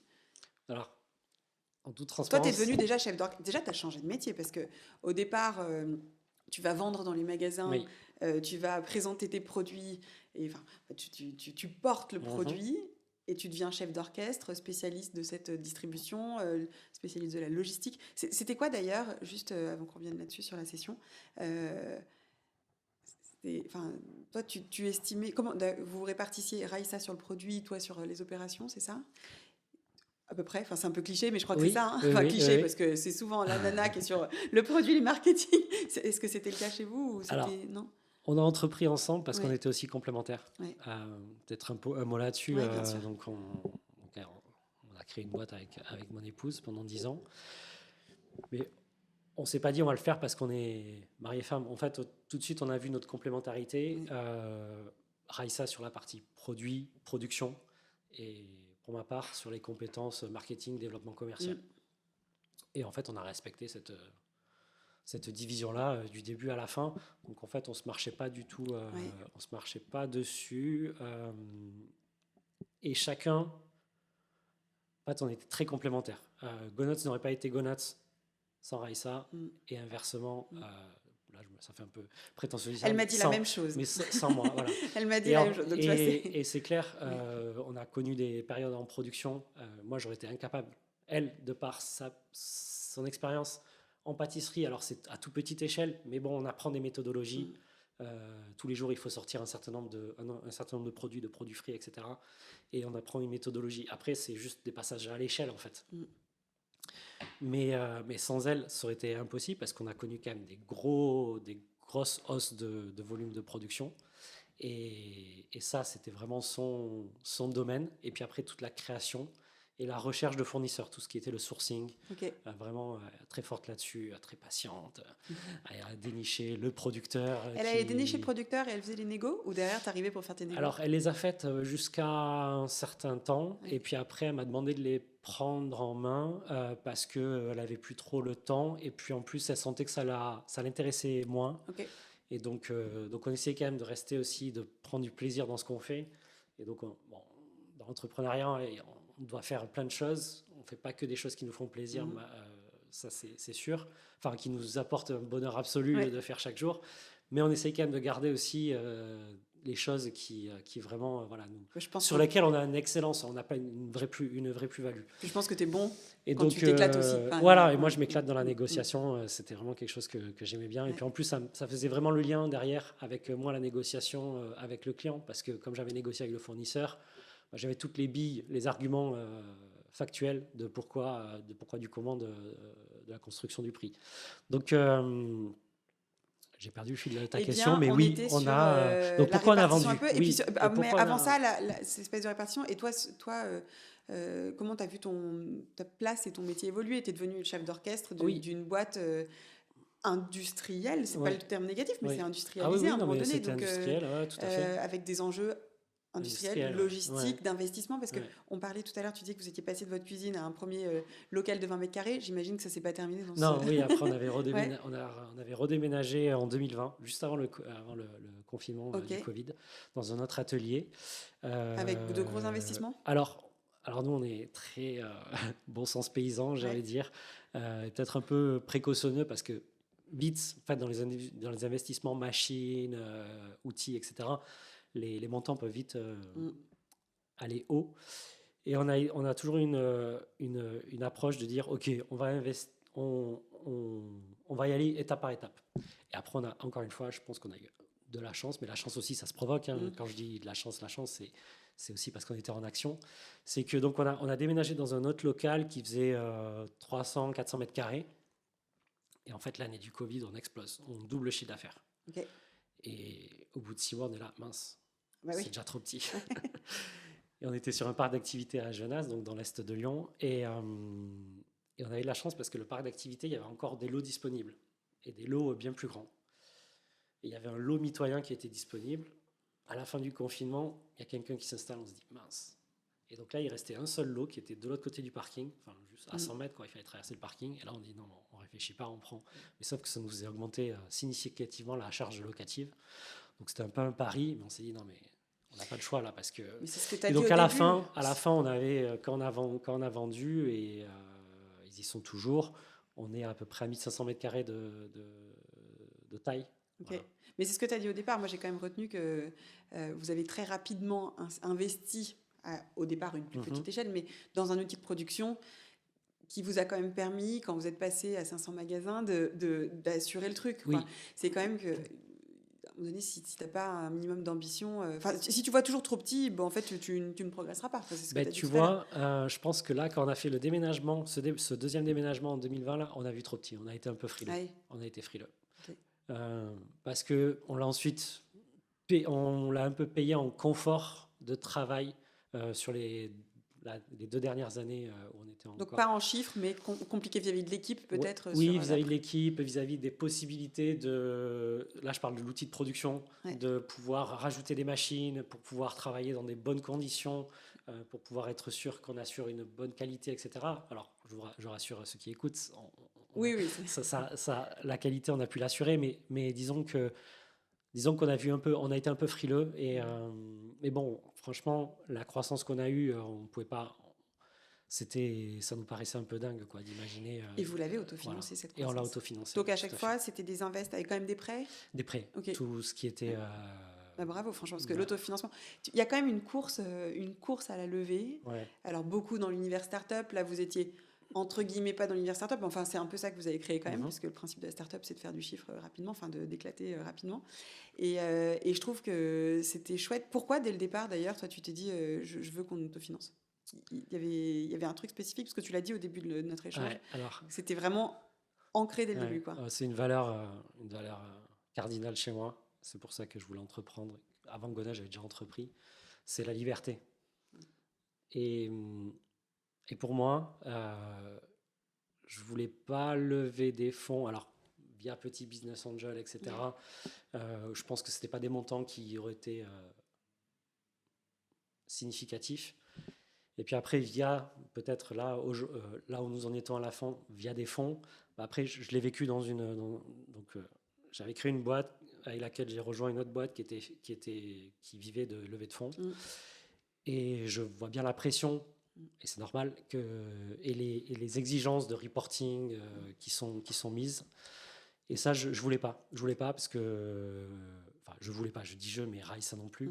On voulait vraiment la liberté totale dans notre gestion, dans notre développement, dans notre vitesse de développement. Je sais pas, si une année on disait non mais là, tu sais quoi, on va... Enfin, en fait, on choisit jamais vraiment quand ça grandit ou pas. Mais si une année on avait envie de dire bon, mais là on va pas pousser à fond cette année, parce qu'on veut prendre du temps pour d'autres projets, etc. Voilà, on voulait avoir cette liberté-là. Donc c'était ça, en fait, c'est vraiment ça. Et puis, on était sur un business model qui, quand même... Et ça n'a pas été tentant à un moment donné de se dire, ouais, attends, mais là, si, bon, j'ai cette valeur, mais là, attends, si on prend un peu de fonds, baf, on a un outil de prod direct plus important, enfin, j'en sais rien. Ou au-delà de l'outil de prod, on peut aller communiquer, on peut déployer plus de monde sur le terrain pour aller dans les rayons, faire découvrir le produit, enfin, accélérer. Non, tu n'as jamais été tenté, quoi. Non, Okay. On n'a pas été tenté. Et quand on s'est posé ces questions-là, c'est là qu'on est arrivé dans la discussion de OK, c'est quoi là? Là, on arrivait quasiment au bout à 10 ans. Donc, on avait quand même une vision qu'on avait commencé, un plan, un déroulé de plan. On faisait un plan tous les 3 ans. Et là, on arrivait au terme de nos plans de 3 ans. Ouais. Et donc, on commençait à réfléchir à la suite. OK, maintenant, c'est quoi la vision, la suite? Comment on va dérouler les choses? Et premièrement, on n'avait jamais envisagé Gonuts comme l'entreprise de notre vie. Okay. Deuxièmement, Raissa et moi, on n'est pas de la région lyonnaise et on ne se voyait pas vivre à Lyon toute notre vie non plus. Est-ce que c'était une des raisons qui faisait que vous n'envisagiez pas Gonuts comme la boîte de votre vie? Ou, enfin, pourquoi, dès le départ, vous avez dit ce sera pas... Ça veut dire que dès le départ, vous avez dit on aimerait la vendre? Alors, ou un jour, ça arrivera? Enfin, je ne sais pas comment... C'était quoi la philosophie? J'avais une intuition, puisque tu as fait un épisode sur l'intuition. J'avais une intuition que si on allait très fort, très vite, forcément, on aurait un industriel plus gros que nous qui voudrait soit rentrer au capital de manière forte ou nous racheter totalement. Parce que intuition s'est avérée être juste. Parce qu'il voudrait, il voudrait se développer sur une famille de produits qu'il ne possède pas, soit un réseau de distribution qu'il ne possède pas, soit ajouter une marque à un portefeuille de marques déjà existant chez lui. Et donc, en fait, dès le départ, tu avais cette intuition. Oui, ce que je te demandais, c'est est-ce que vous êtes projeté en disant non, en fait, moi, je crois pas trop à ça, mais tu sais, tu as des entrepreneurs qui disent ok, là, je monte le truc et dans 3 ans, je revends. En fait, je fais entre guillemets un coup. Moi, j'ai du mal à croire à ça parce que je pense que au fond de toi, tu le montes pas pour ça. En fait, tu te lèves pas tous les matins parce que quand même, c'est beau. Moi, j'adore entreprendre, mais c'est quand même dur. Il y a plein de matins où il faut s'accrocher, quoi. C'est quand même un vrai roller coaster le truc. Donc, je crois pas que tu te dises ouais, je vais faire un coup, quoi. Enfin, après, effectivement, moi, typiquement, 16 mai, pour moi, c'est une boîte que je revendrai jamais. Peut-être que ça sera différent, j'en sais rien. Alors que Lemon Curve, quand je l'ai lancé, je savais, mais parce que je savais que, pour le coup, c'était du e-commerce, que j'allais monter effectivement le truc rapidement. Je savais que j'allais lever des fonds. Et quand tu lèves des fonds, soit tu rachètes ton fonds, soit tu vends, en fait. Enfin, ou tu relèves, mais je voulais pas cette fuite en avant. Mais donc la question, c'était ça. C'est pourquoi depuis le départ. Et en fait, tu avais cette intuition que ça pouvait se passer comme ça. J'avais cette intuition-là. Je l'avais dit très tôt à Raissa. Je pense que voilà, après, on n'a pas développé la boîte pour faire un coup. On l'a vraiment géré au quotidien et d'année en année. Avec passion. Avec passion, parce que ce qu'on faisait, ça nous plaisait. On était passionnés des produits qu'on développait. On était fiers de ce qu'on faisait. Mais il y avait quand même, après, je pense qu'il faut avoir une vision long terme, de dire, OK, comment je me projette? Parce qu'à un moment donné, forcément, il y a des prises de décision qui sont différentes en fonction de, OK, est-ce que c'est la boîte de toute ma vie? Et finalement, le temps est long. Je suis sur un temps long, je suis un temps moyennement long ou temps court.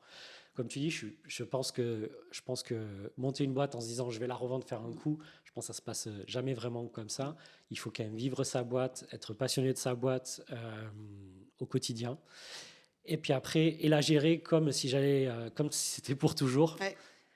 Et puis après, les opportunités, elles se présenteront. Et puis après, des fois, on part avec une idée bien en tête, et puis ça évolue.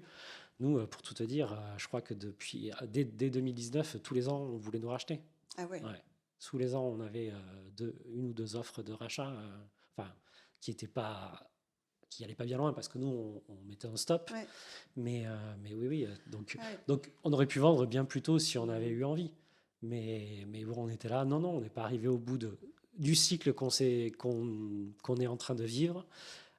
Et donc, peut-être pour enchaîner sur pourquoi est-ce que finalement on a ce qui va nous faire un trop bon teaser, parce que je préviens, on va se refaire un focus là-dessus, parce que moi j'ai vraiment envie de creuser spécifiquement ce truc-là. Mais du coup, tu es en train de nous faire un super teaser pour notre focus. Qu'est-ce qui fait effectivement qu'à un moment donné, tu t'es dit, bon, on a des propositions chaque année, mais là, cette fois, c'est la bonne? Alors, avant d'arriver à la bonne, en fait, là, quand on recevait des propositions, on était passif, hein, on nous démarchait. Là, c'était plus, on était 2023, donc comme j'avais pu te le dire précédemment, on a découpé Gonuts en des plans de 3 ans, de développement de 3 ans. Et donc là, on arrivait à quasiment à la fin de notre plan en cours des 3 ans. Et donc on commençait à réfléchir à, OK, le prochain, la suite. Comment on va se développer, quel axe, quels investissements, etc., etc. Où est-ce qu'on veut aller, où est-ce qu'on veut amener la marque, etc. Et puis donc pour les raisons que je t'ai évoquées aussi, à titre personnel, on voyait que les 10 ans arrivaient de la société et les locaux, par rapport au rythme de croissance qu'on avait, allaient être trop petits. Ouais. Et puis, donc, voilà, il y avait cette réflexion-là de dire non, mais de toute façon, si là, la suite, dans l'immédiat, c'est d'investir de construire notre usine. En gros, on se refait un plan de 3 ans et là, c'est un gros truc. Ouais, quoi. Et là, construire notre usine, mais cette fois-ci, on ne fait pas comme en 2020. Mais en même temps, on ne pète pas un plan non plus à mettre 20 millions. Mais on fait un truc qui va nous permettre de grandir pendant 10 ans. Voilà, un outil pour 10-15 ans. Donc, gros investissement financier. Et qui nous amène aussi dans une projection, tu vois, tout de suite, OK, non, là, on ne part pas pour des cycles de 3 ans, on part pour un cycle de 10-15 ans. Et donc là, on était plutôt partant pour ça. Mais les banques, nos banques nous auraient suivis. Cependant, la structure très saine de la boîte, rentable depuis le premier exercice. Cependant, pour les investissements à réaliser qui étaient importants, il fallait qu'on renforce nos fonds propres. Okay. Et par ailleurs, on avait cette réflexion de dire, OK, c'est pas la boîte de notre vie, peut-être qu'on va vouloir faire autre chose. Est-ce que c'est pas le moment de faire rentrer un associé industriel, mais en minoritaire, et peut-être on le fait monter au capital progressivement pour une cession progressive. Donc ça, c'était un peu le scénario sur papier qu'on avait envisagé. Donc là, on se rapproche d'une banque d'affaires parisienne, on leur explique notre projet. Banque d'affaires qui a beaucoup de... Tu ne te dis pas que tu recontactes les mecs qui t'ont chaque année approché? Alors, on y viendra. Ah, ok. Mais donc on contacte cette banque d'affaires, on leur présente notre projet, pourquoi est-ce qu'on...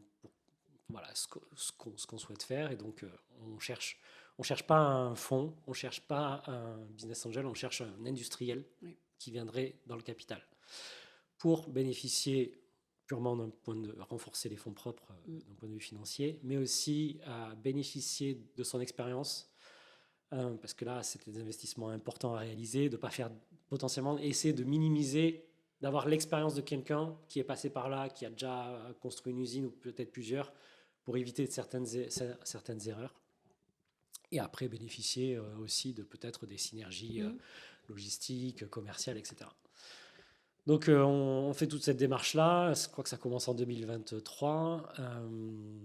Donc, nous, 2023, année très chargée. Donc, avec la banque d'affaires, finalement, c'est nous qui sommes très lents à mettre en place le deck pour présenter à des cibles potentielles. Puis bon, quand on met ça en place, très rapidement, on a des retours de sociétés qui, soit dans notre secteur, soit des secteurs connexes, enfin toujours dans l'alimentaire, mais soit dans notre secteur, je veux dire, qui sont des marques qu'on connaît, des entreprises dans notre réseau de distribution, ou bien des entreprises dans d'autres réseaux, ou pas du tout dans les mêmes réseaux, etc. Donc on en rencontre plusieurs. Et puis vient la rencontre avec le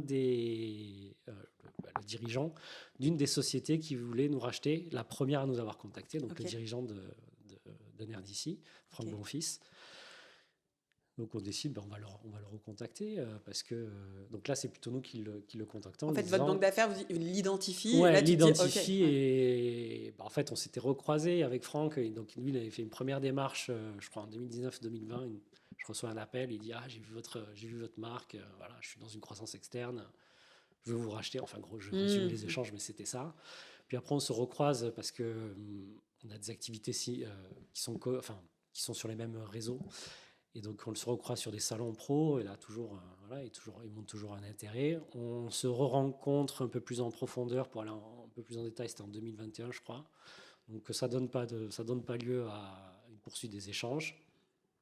Puis après, il devient un fournisseur sur une de nos matières. Okay. Donc, on apprend à le connaître. Et bref, donc on le recontacte et on dit, bah, écoute, on va voir. Et en fait, ça va très vite. Je vais te la faire en accélérer la partie, mais si tu veux, on se rencontre fin février. Je crois une semaine plus tard, il nous fait son offre. Alors, c'est pas engageant, mais il nous fait une offre pour entrer en négociation exclusive. Mais une offre, là, pour le coup, de prise de participation, pas d'achat. Ouais, c'était un peu enfin pas la crainte, mais disons que quand on a ouvert cette porte-là, on s'est ouvert la porte à peut-être une session. On savait que lui, il voudrait être. On s'est dit, on va lui pitcher notre projet, mais c'est vrai que lui, il a plutôt une volonté d'être majoritaire. Bref, l'échange se passe bien, on lui pitch le projet, etc. Mais c'est vrai que dans sa proposition, c'est une proposition de rachat à 100%. Okay. Et donc forcément, là, on arrivait à des valorisations, parlons ce qui est, on arrive à des valorisations qui quand même font réfléchir, sur tout le travail accompli, sur le fait que aussi pour en arriver là, alors là c'est juste une lettre pour entrer en négociation exclusive, il y a tout ensuite bien sûr, d'arriver jusqu'à la session finale, beaucoup de choses peuvent faire que ça ne va pas au bout. Mais déjà, en arriver là, c'est quand même un alignement des planètes. Je parle beaucoup de chance, alignement des planètes. Je ne suis pas ésotérique ou religieux sur ça. Je pense quand même que ce qui doit arriver arrive. Mais je pense que c'est quand même la chance, comme je dis, ça se provoque, ça se provoque quand on est en action. En fait, la chance, c'est les opportunités qui se présentent. Et les opportunités se présentent quand on est en mouvement. Et donc voilà, ça nous fait réfléchir. Et donc ça fait revenir en nous la réflexion sur, voilà, c'est quand même peut-être pas l'entreprise de notre vie.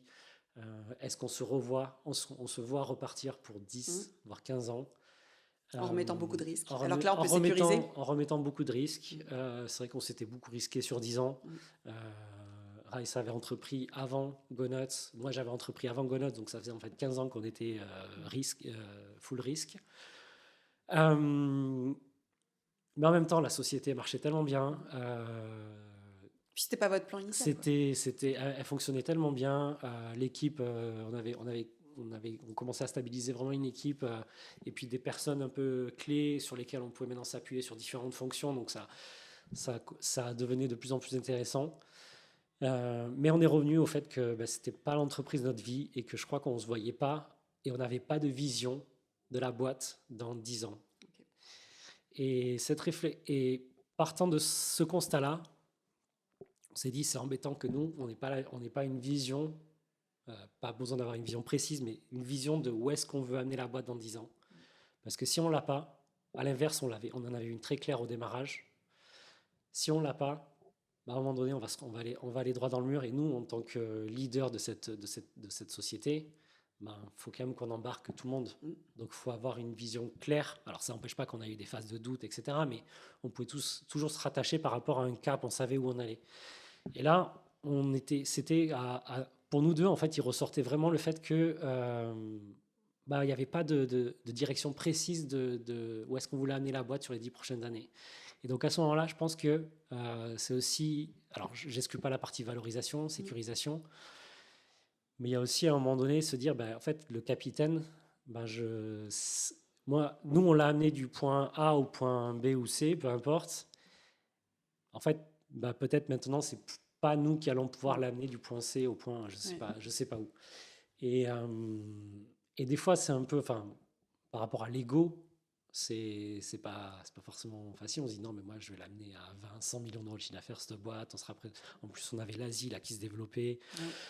Donc c'était assez grisant. Et puis, on avait beaucoup de gens qui commençaient à nous parler. On voyait les effets du bouche à oreille, de la communication, de la notoriété de la marque qui commençait à se développer. Et puis, tu commences à avoir un statut aussi, entrepreneur, qui commence à avoir une boîte quand même qui commence à être connue sur la région, etc.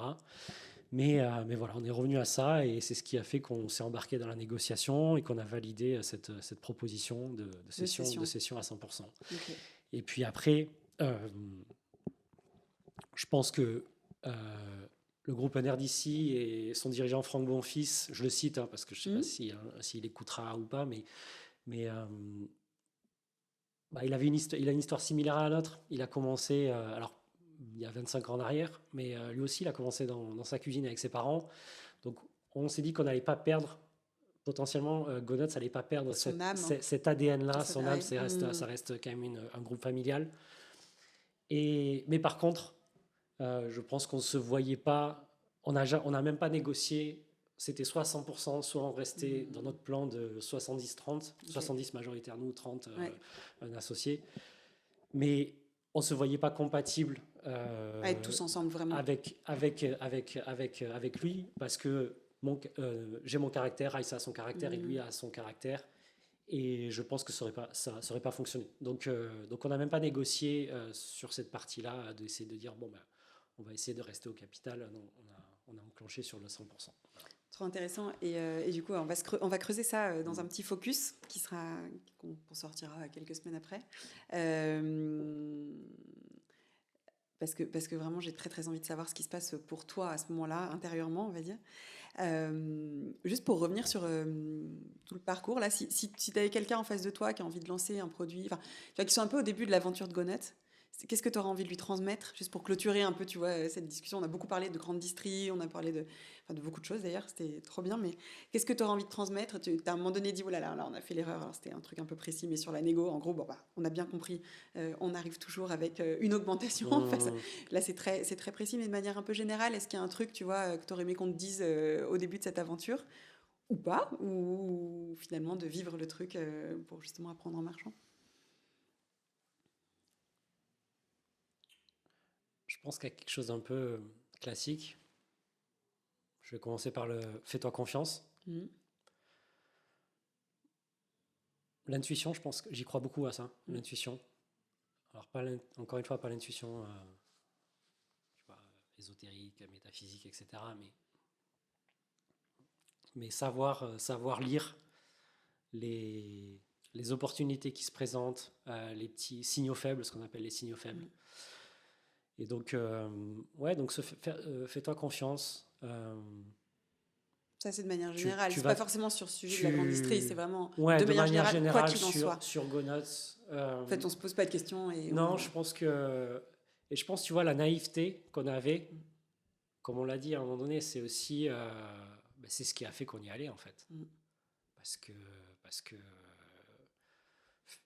développer une entreprise industrielle en France, c'est plus trop d'actualité. C'est pas simple. La grande distribution, c'est pas un secteur on sait que c'est un secteur difficile, concurrentiel, beaucoup de négociations. Avec des codes. Ensuite, on est sur un secteur où les marges, elles sont pas. C'est pas le secteur où les marges sont les plus importantes. Donc ouais, je pense que c'est vraiment fonce. Tu vas kiffer, quoi. Parce que moi, c'est pour ce terme-là, mais c'est ça, quoi. Parce que toi, t'as kiffé toute l'aventure. Tu vas prendre du plaisir et cette naïveté, c'est bien de l'avoir. Parce qu'en fait, elle ne crée pas des barrières mentales. Ouais. Voilà. Ok. Merci 1000 fois, Marc. C'était trop bien. Merci, Agathe. Moi, je retiens de cet échange que la grande distribution, c'est pas un fantasme ni un monstre finalement, mais c'est un véritable système. Et comme tout système, il ouvre des possibilités immenses, à condition d'en comprendre les règles et d'en accepter évidemment les contraintes. Je retiens aussi que finalement, il faut oser investir quand on veut avoir de l'ambition. Si on voit petit dans les invests, en fait, on n'ira pas forcément là où on souhaite aller avec cette forte ambition. J'espère que cet échange vous a plu. On vous l'a annoncé, il y aura un focus sur la cession d'entreprise qui arrivera d'ici quelques semaines. D'ici là, je vous souhaite de partager cet épisode s'il vous a plu et je vous recommande vivement de vous abonner sur votre plateforme d'écoute à Take-Off pour pouvoir être averti des prochaines sorties. Je vous remercie de nous avoir écoutés jusqu'au bout et je vous dis à très bientôt.